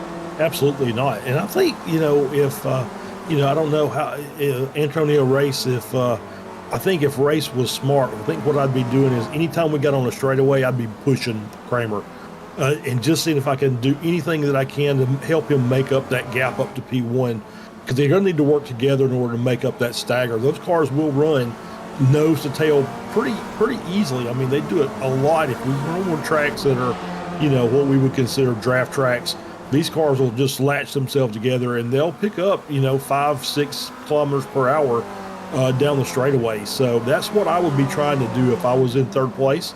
I wouldn't be worried about trying to make the pass. I'd be worried about trying to push the guy up to the front, and so we could get back up to P1, and then we can worry about making a pass. Yeah, you gotta go about these races in a very methodical way. You need to figure out when to push, when not to, when to take it easy, and when not to as well. One driver may be taking it a little bit less easy as Josh Justice trying to get a move done on Jim Brewster. They're side by side, heading down the start-finish straightaway. Justice going to be a little bit ahead in the braking zone, a lot ahead through the braking zone, as he's going to get that move done comfortably to slip his way up into 5th. Looking at the field up and down, though, I'm trying to see if there's some nice battles that we may keep our attention on. Ooh, I think there may be one involving Joseph Tarantino and Brad Cathcart in 11th and 12th. Those 2 cars covered by only about 0.4 of a second. So that's a I don't think there's battle. Much of a battle, because Cathcart's missing the front end of his car. So Cathcart's doing the exact right thing, and he's keeping his nose covered by a car in front, and that draft is just pulling him along. It's kind of making up for the fact that he's got even less aero than he normally would in these cars, which don't have a lot to begin with. So he's just doing a smart thing. He's just riding behind Tarantino and saying, you know what, you just pull me along the track, and that way I don't get caught from behind by maybe Russell or Santinelli as they're working their way back up the grid. And I'll just kind of hang back here behind you and keep his nose behind and just keep the laps going as much as I can. I mean, hey, if it's a strategy that works, that's all that matters at the end of the day. I gotta say, though, the air conditioning mod may result in some drivers feeling a bit more comfortable in a Spec Racer Ford, but they are going to be, it's going to feel like they're dragging an anchor straight through firmly set concrete. So not going to be ideal for Brad Cathcart come time for the end of this race, but he will be feeling nice and cool around this racetrack. Should be noted as well, the track conditions not as bad as we were probably expecting them to be in terms of temperature as well. This would be just about my ideal everyday temperature, about 66 Fahrenheit ambient and 68 currently being the track temperature. So some nice temperatures greeting these racers here at Summit Point. So making me feel a little bit warmer at the moment, considering where it is for me at the moment, 25 degrees Fahrenheit. And according to our Weather Channel, it'll feel extra cold today. I wonder why. Extra cold today. Yeah. As far as on the track, yeah, 68 is a great temp. These tires can get up to temp, but it's not so hard that they'll start sliding around, which some drivers like. They like the ability to slide the cars around, but I think maybe the cooler temperatures probably is making that understeer a bit worse when you're behind another got getting that dirty air, and that's not really helping matters much, trying to get to navigate yourself around a corner. So, it's, got to take the good with the bad. As I'm sitting here looking at our weather, locally here, where we're going to experience some very cold weather next week. Had a little snow last week, which is just bizarre for Birmingham, Alabama. But, so looking for maybe a little more, but some deep freezer temperatures next week.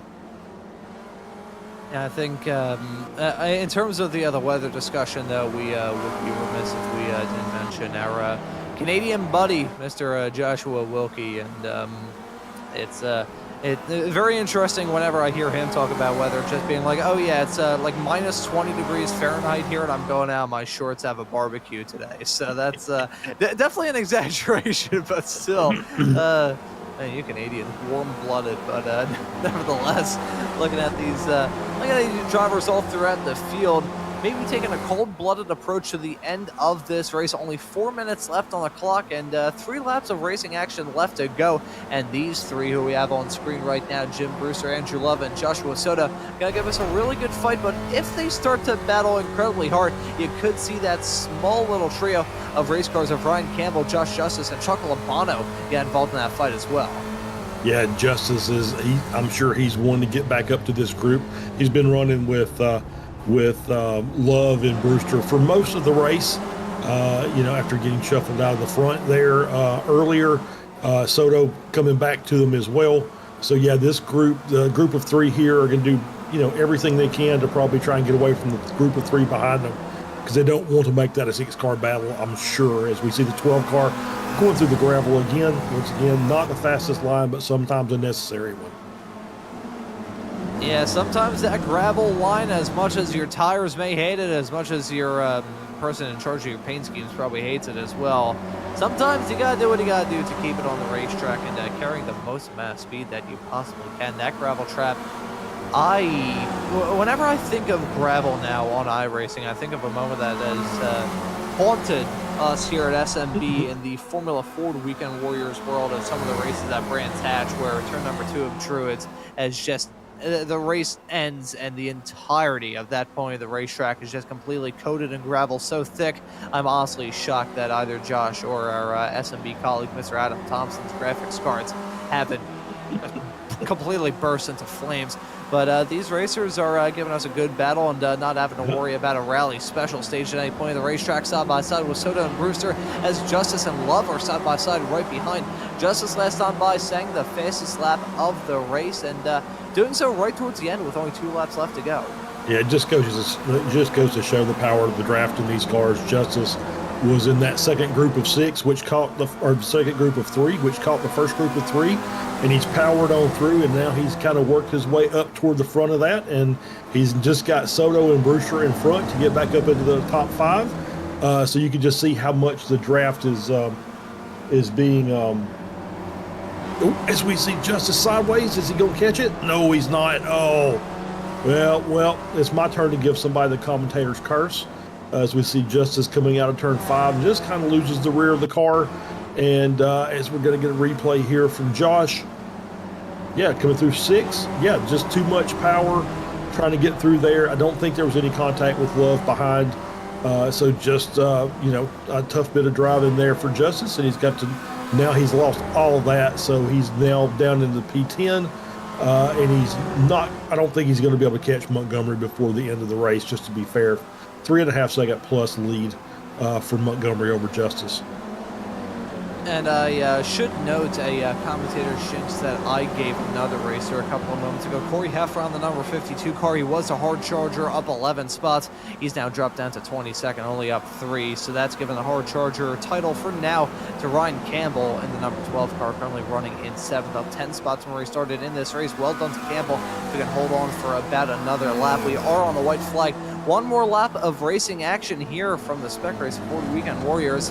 Possibly, potentially, it may be very, very close as to whether or not Nicholas Rice-Puto is going to be taking the checkered or the white this time by. I think he's actually going to be taking the white because about 15 seconds left on the clock, and I think he's heading his way, coming out of the final corner right now. So that is going to be one more lap of racing action for Nicholas Rice-Puto. That or iRacing is going to do what IMSA did about a year ago for the 2024 Rolex 24 and call the checkered one lap early. Nope. White flag in the air, and that may wreak havoc to the end of this race and some of the fuel loads that these drivers have in their race cars. Either way, though, Trent Kramer and Antonio Reese battling hard for the final 2 spots on the podium as Rice-Puto has completely cleared the rest of the field. Kramer and Reese battling hard. We've got another battle involving Ryan Campbell and Andrew Love. Here we go, side by side, heading off into turn number 1. Looks like Campbell gonna get that move done in the number 12 car. For now, though, but look at Love with a cutback coming out of the corner, and that's gonna be a side-by-side fight to keep our attention on all throughout the end of this race. Love and Campbell still close, heading off into turn number 3, but not close enough. Campbell gonna get that move done with authority to slip his way up into 6th, but more gravel getting kicked up into the air as those racers come out of turn number 3. I think Rice-Puto is a couple of moments away from crossing the start-finish line to win this race. He's got about a quarter of the lap left to go, and then it is his.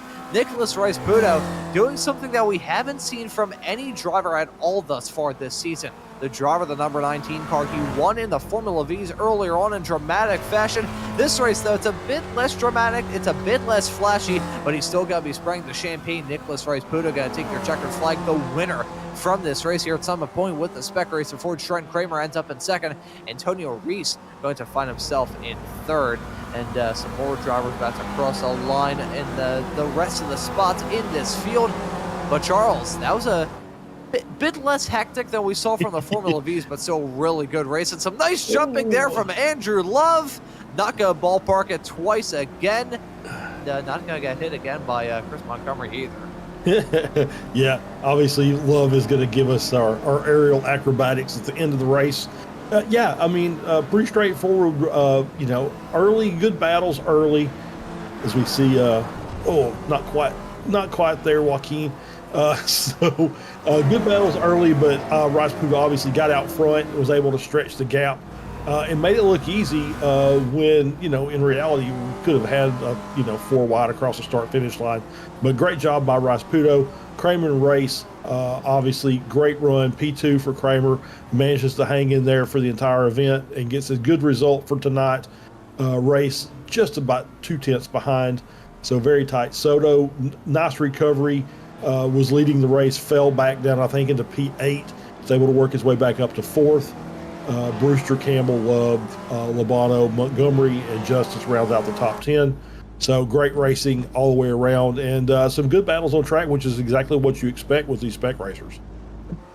And the good news as well is we got a lot of time left in this broadcast window, so we can have a chat with some of these drivers, and really want to bring in Jim into the commentary booth in the not too far off future. But I think since all the cars have taken the checkered flag up, let's hold off on that. As Jason Grider, what in the world do we call that maneuver? The tumbling off the track, he ballparked it, ladies and gentlemen. There we go. That's Brad Cathcart also tumbling in the 905 and sticks it on all 4 wheels, but because his car is completely screwed up, he's doing so upside down. Edgar Sancinelli, Wayne Buttermore, boy howdy, we get this every single week with the Weekend Warriors. So getting it yet again here from the Ray Esports Club Racing League. I mean, you got the jump, you may as well use the ramp if you've got it. So yeah. I mean, here's the difference. We talk about these guys running the real life series and getting out and racing every weekend. Here's the good thing about what they're doing at the end of this. It doesn't cost you anything. It's free. You can go out and just trash your car at the end of the race, and when you get back out there again, it's all ready for you to race again. So it's fantastic. The pretty good system going on, honestly. iRacing. I gotta wonder if people use iRacing as like a way to like get rid of stress in terms of like, you know what, instead of like going to a rage room or something like that where you just smash an old television, just log on to iRacing and just tear up a bunch of crap for like an hour and a half. That'd be a really good business practice. I feel like I need to open up some sort of store like that. Of course, being in the city of Philadelphia, there are a lot of people who are day to day ticked off, so that may end up being a good business practice for me.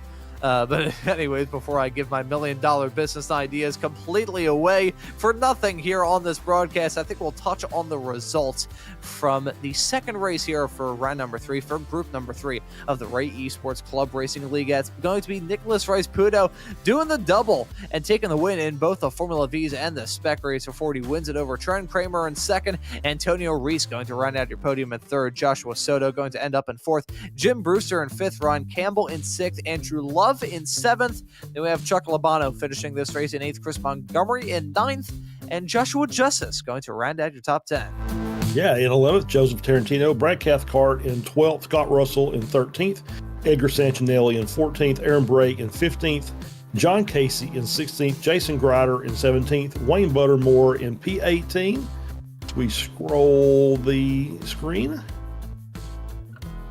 Joaquin Effinger in 19th, Seth Bowman in 20th, Corey Heffron in 21st, Randy Moreno 22nd, Christian Rice-Puto in 23rd. Had a good run up, but apparently ran into some issues during the course of the race. Ken Estep in 24th, David Perez in 25th, and Miles Crabb with the hardware failure early on in spectacular fashion, finishing 26th in the last car on the grid. So that is going to do it from your results from the Spec Racer Ford race. A lot of drama all throughout it, and in the end, it's Nicholas Rice-Puto pulling off the double. And got some drivers waiting in the interview waiting area. Nicholas Rice-Puto being one of them, but I'm going to allow him to have a bit of tonic. And Charles, would you like to have a chat with our double race winner from tonight? Absolutely. Let's bring Nicholas in here and we'll give him a chat. Nicholas, congratulations, double for tonight. Win in race 1, win in race 2, and this one was a little bit easier than the first one. So talk about your race. I wouldn't say easier, but yeah, a little less stressful. But Trenton was keeping me honest. He was within like a tenth of my lap times each time. So if I made one little bobble, he was gonna be there. So, yeah, unfortunate for Josh spinning it in front of me, but it kind of created that separation that I needed. Yeah, absolutely. And so it was pretty tight, obviously early, which is what you expect for this series. You expect some really tight racing. These cars draft so well that it's just kind of hard to break away. And sometimes you need a little bit of that separation by a spinning car or something like that to give you that ability to just kind of get a separation from the rest of the field. Yeah, the draft is so strong. You need to break that 1 second barrier. So yeah. Was able to do that. But thanks for broadcasting, guys. It was a lot of fun. It's a lot of fun running this series. This is my I think my 5th or 6th race with you guys. So yeah, it's been a lot of fun. Well, hey, this is this is kind of a return back to doing some broadcasting for this series. I've been off and on working with these guys for a couple of years, and I'm glad to be back here doing the broadcasting. And obviously, the racing doesn't disappoint. So I'm going to ask you, since I see that it says your club is Florida, are you still living in Florida? Yeah, I'm in Florida. I just did the SCCA Super Tour in this car, actually. That was going to be my next question, because I was watching a little bit over the course of the weekend. I saw 58 car grid for the Spec Racer. Yeah, I think because a few dropped out on the test day, but it was supposed to be 62. Good. In race 1, the track was damp. I ended up finishing P7. And the second race, we had a mechanical issue. Didn't finish, but it was a lot of fun. It was my first major, so a lot of good competition. Well, hey, you get a top 10 in your first major, you must be doing something right. So, hey, congratulations on the wins tonight. Congratulations on your top 10 last weekend. And we'll see you hopefully next week. All right. Appreciate you guys. All right. See ya. Thank you. And that right there was Nicholas Rice Pudo, your double race winner from tonight. A pretty brilliant day behind the wheel, if he does say so himself. And we got some more drivers waiting in the interview waiting area. I'm trying to figure out which one we may want to drag in here, because we got a nice choice in the form of Trent Kramer and Joshua Soto. I think I will. I'll do the honors of interviewing Josh Soto, and I'll hand Trent Kramer off to you in a couple of moments' time here, Charles. But bringing Josh Soto into the commentary booth and having a chat with him about what was a rather I'm not even sure the best way I could describe this Spec race or Ford race for you here, Josh. But welcome into the commentary booth. And since I'm at a loss for words, I want to ask you what would be the way that you would describe your Spec race or Ford race here tonight? Well, it was we're having a good race up in the first quarter. It's just trading places with the guys in front, and then coming into 6 and 7 complex. Just got on the throttle too early, I think, and then just spun it. It looked like a pretty easy mistake to make heading through that section. The asphalt's so patchy, really tough. Tried to find the grip heading through that section. I want to ask you about that middle sector of the racetrack with all the twists and turns in it and that really patchy asphalt, and talk about the challenges trying to negotiate all that absolute chaos heading through there in terms of the track. Oh yeah. That part is you got to be very careful. In this race, I was in the first quarter of the race, I was really just taking my time, being very careful, because this car is, if you get on the brake or if you do like the slightest movement, this car is not forgiving, so you have to be very careful. And going through that section is particularly where you have to be very accurate with your braking and things like that. Going into the little chicane part, you just really wait for it. Usually going downhill, I'm really careful with my braking, because that's where you get a lot of spins and lock up. So yeah, it's just pretty much just being very careful through that section, and then you'll get the best result. Yeah, just having to handle it with kit gloves all throughout, and looked like a pretty hard balancing act to try and manage for drivers up and down the grid in both this Spec race and Ford race and the Formula Visa we had earlier on today. Always nice to cover a race with you, because I know you pop into some of these Ray Esports rounds occasionally. So I'll ask you, gonna be heading to Willow Springs in about a month's time here on Slow Motion Broadcasting for round number 4 this season. So what are your thoughts heading into that race in about a month's time? Oh yeah. Willow Springs is a nice track. I've raced there a couple times. It's a draft track, but it does require a lot of skill. So I'd be very excited to see what kind of competition goes on heading into that track. Yeah, that's going to be a really good race. Talk about a draft fest. Good Lord, I think there's probably like 1 or 2 corners that you racers are going to have to break for in about a month's time here in the Spec Race and Fords and Formula Vs. So that's going to be a really good race. And really nice to have you back on the racetrack. And just to say a quick little point from my personal perspective, I think the last time we had a chat after one of these broadcasts was with a different broadcaster running some Mazda MX-5 cars around Indianapolis Raceway Park. So it has been a little while since we had a chat after one of these broadcasts. But Josh, well done on a pretty hard-fought drive from start to finish, and thank you very much for joining us in the commentary booth. Is there anyone you want to give a thanks to or shout out? Oh yeah, for sure. And thank you for the broadcasting. I would like to thank my sponsors, Academy Sim Racing, and I would like to thank my friends and my family. Alrighty, thank you very much there, Josh, and thank you for joining us in the commentary booth as well. We'll let you go on with the rest of the night. All right, thank you. And that right there was Joshua Soto joining us in the commentary booth. Probably not the result he had in mind, but still pretty hard-fought drive from the driver of the 07 car. And Charles, I actually fibbed a little bit as Jim Brewster is back up there in the interview waiting area. So I'll... who would you like to have a chat with? I'll talk with Jim since he's in here and we'll chat with him, and I'll let you have Trenton, because I know we need to talk with Trent tonight. He had a kind of an up and down night, so we want to make sure he gets some screen time or some broadcast time as well. So let's bring Jim in. We'll give him a quick chat. Jim, my friend, how are you, sir? Good couple races. To hear your voice. Yeah, good couple races out of you tonight. For an old guy. Yeah, not bad for an old guy. A couple of top fives. And so talk about this second race. The second race seemed like it was a bit, maybe not as much as the contact, but still still a pretty bit chaotic. Well, the chaotic part was that the two Joshes kept flying past me and then falling off the black parts, and I'd go back and then they'd catch me and pass me and then they'd fall off the black parts. But hey, but while I'm on air, please I got to give props to Andrew. Like I said, he was the wise old man in the Formula V. He hung out while we were acting stupid up front, and then just waltzed past us and grabbed a great podium. So there you go. He's younger than me, but he's wiser. Yeah. So got to give him those props. Hey, sometimes that happens. The surfs was good. Surfs was good. A lot of fun. It was saner. It was much better racing. Yeah. So absolutely. So I know Ron brought this up a couple minutes ago, talking with Josh Soto. We've got Willow Springs coming up for the next race. I don't know about you.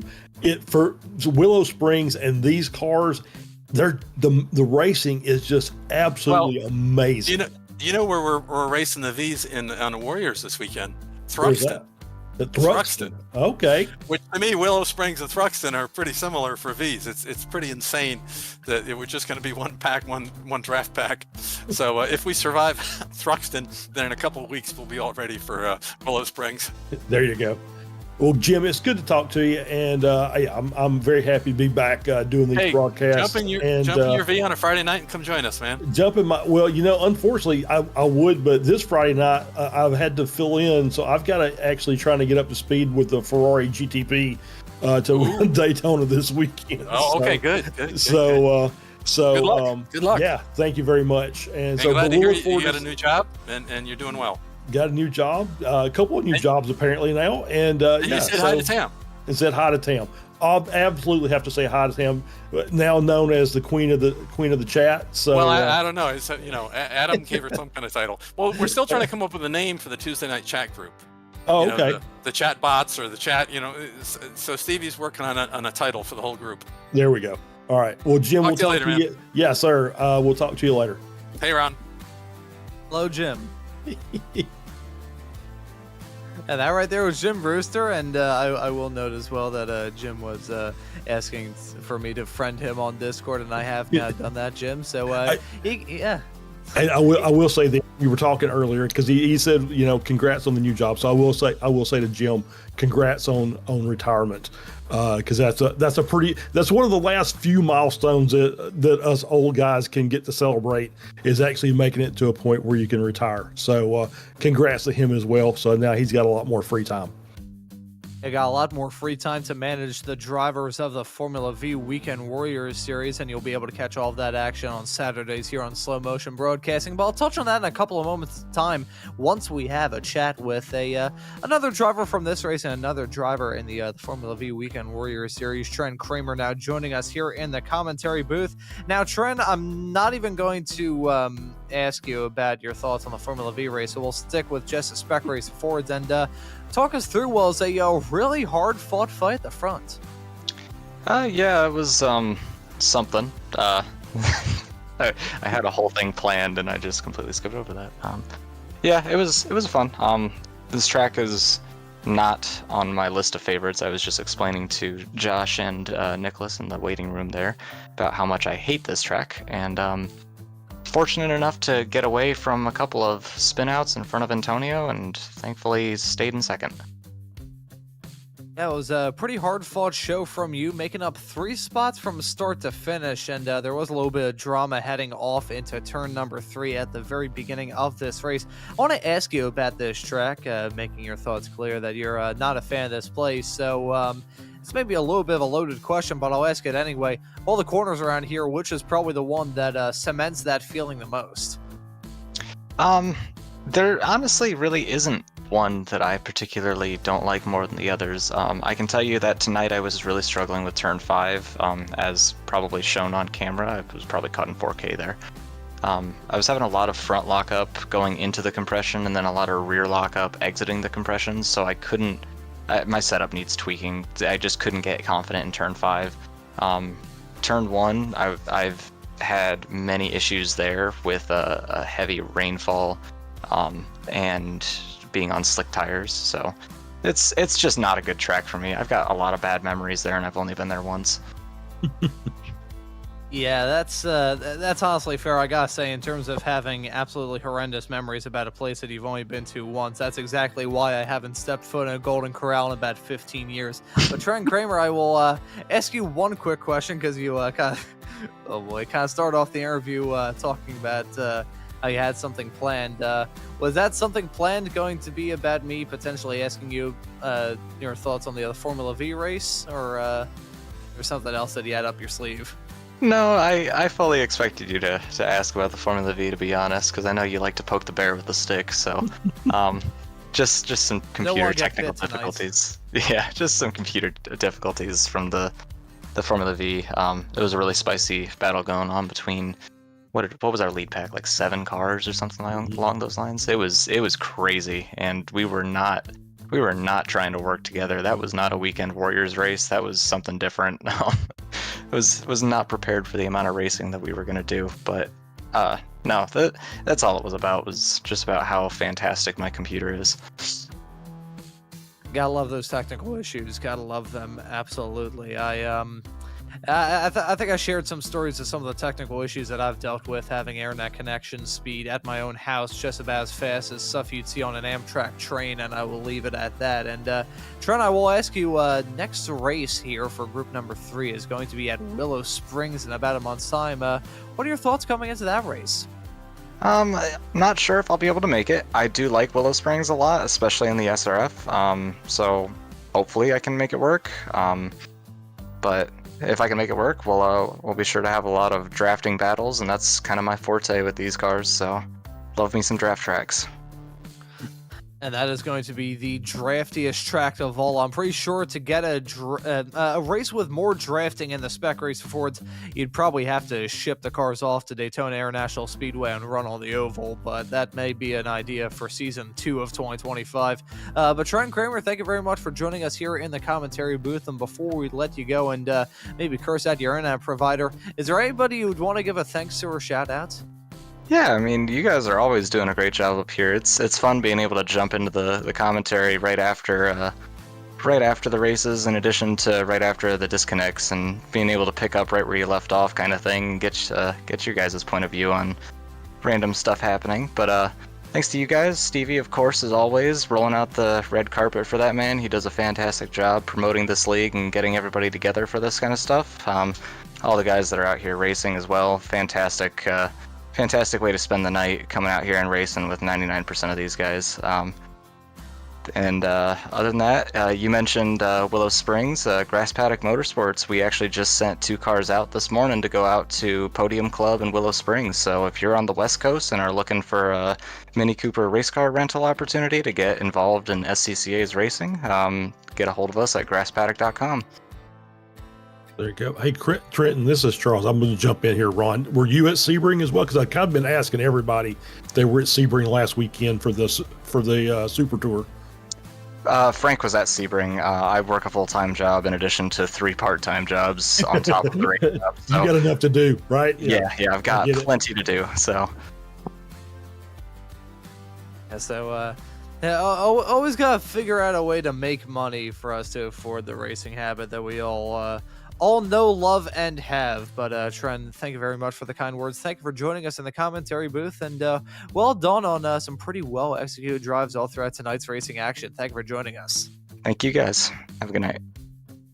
And that right there was Trenton Kramer. And one point to kind of touch on that he raised a couple of moments ago, wishing Stevie Ray, the series admin here from the Ray Esports Club Racing League, and also the admin from the Weekend Warrior stuff, wishing Stevie nothing but the best. I believe he's still recovering from surgery and making his presence known in the YouTube chat. Nice to see you out there, Stevie, and wishing you nothing but the best. But Charles, speaking of the best, we just saw some of the best racing that iRacing has to offer. Spec Racer Fords and Formula Vs, some bare-knuckle fist fights with race cars, giving us a lot of storylines and some incredible battles all throughout tonight's racing action. Thoughts before we wrap things up?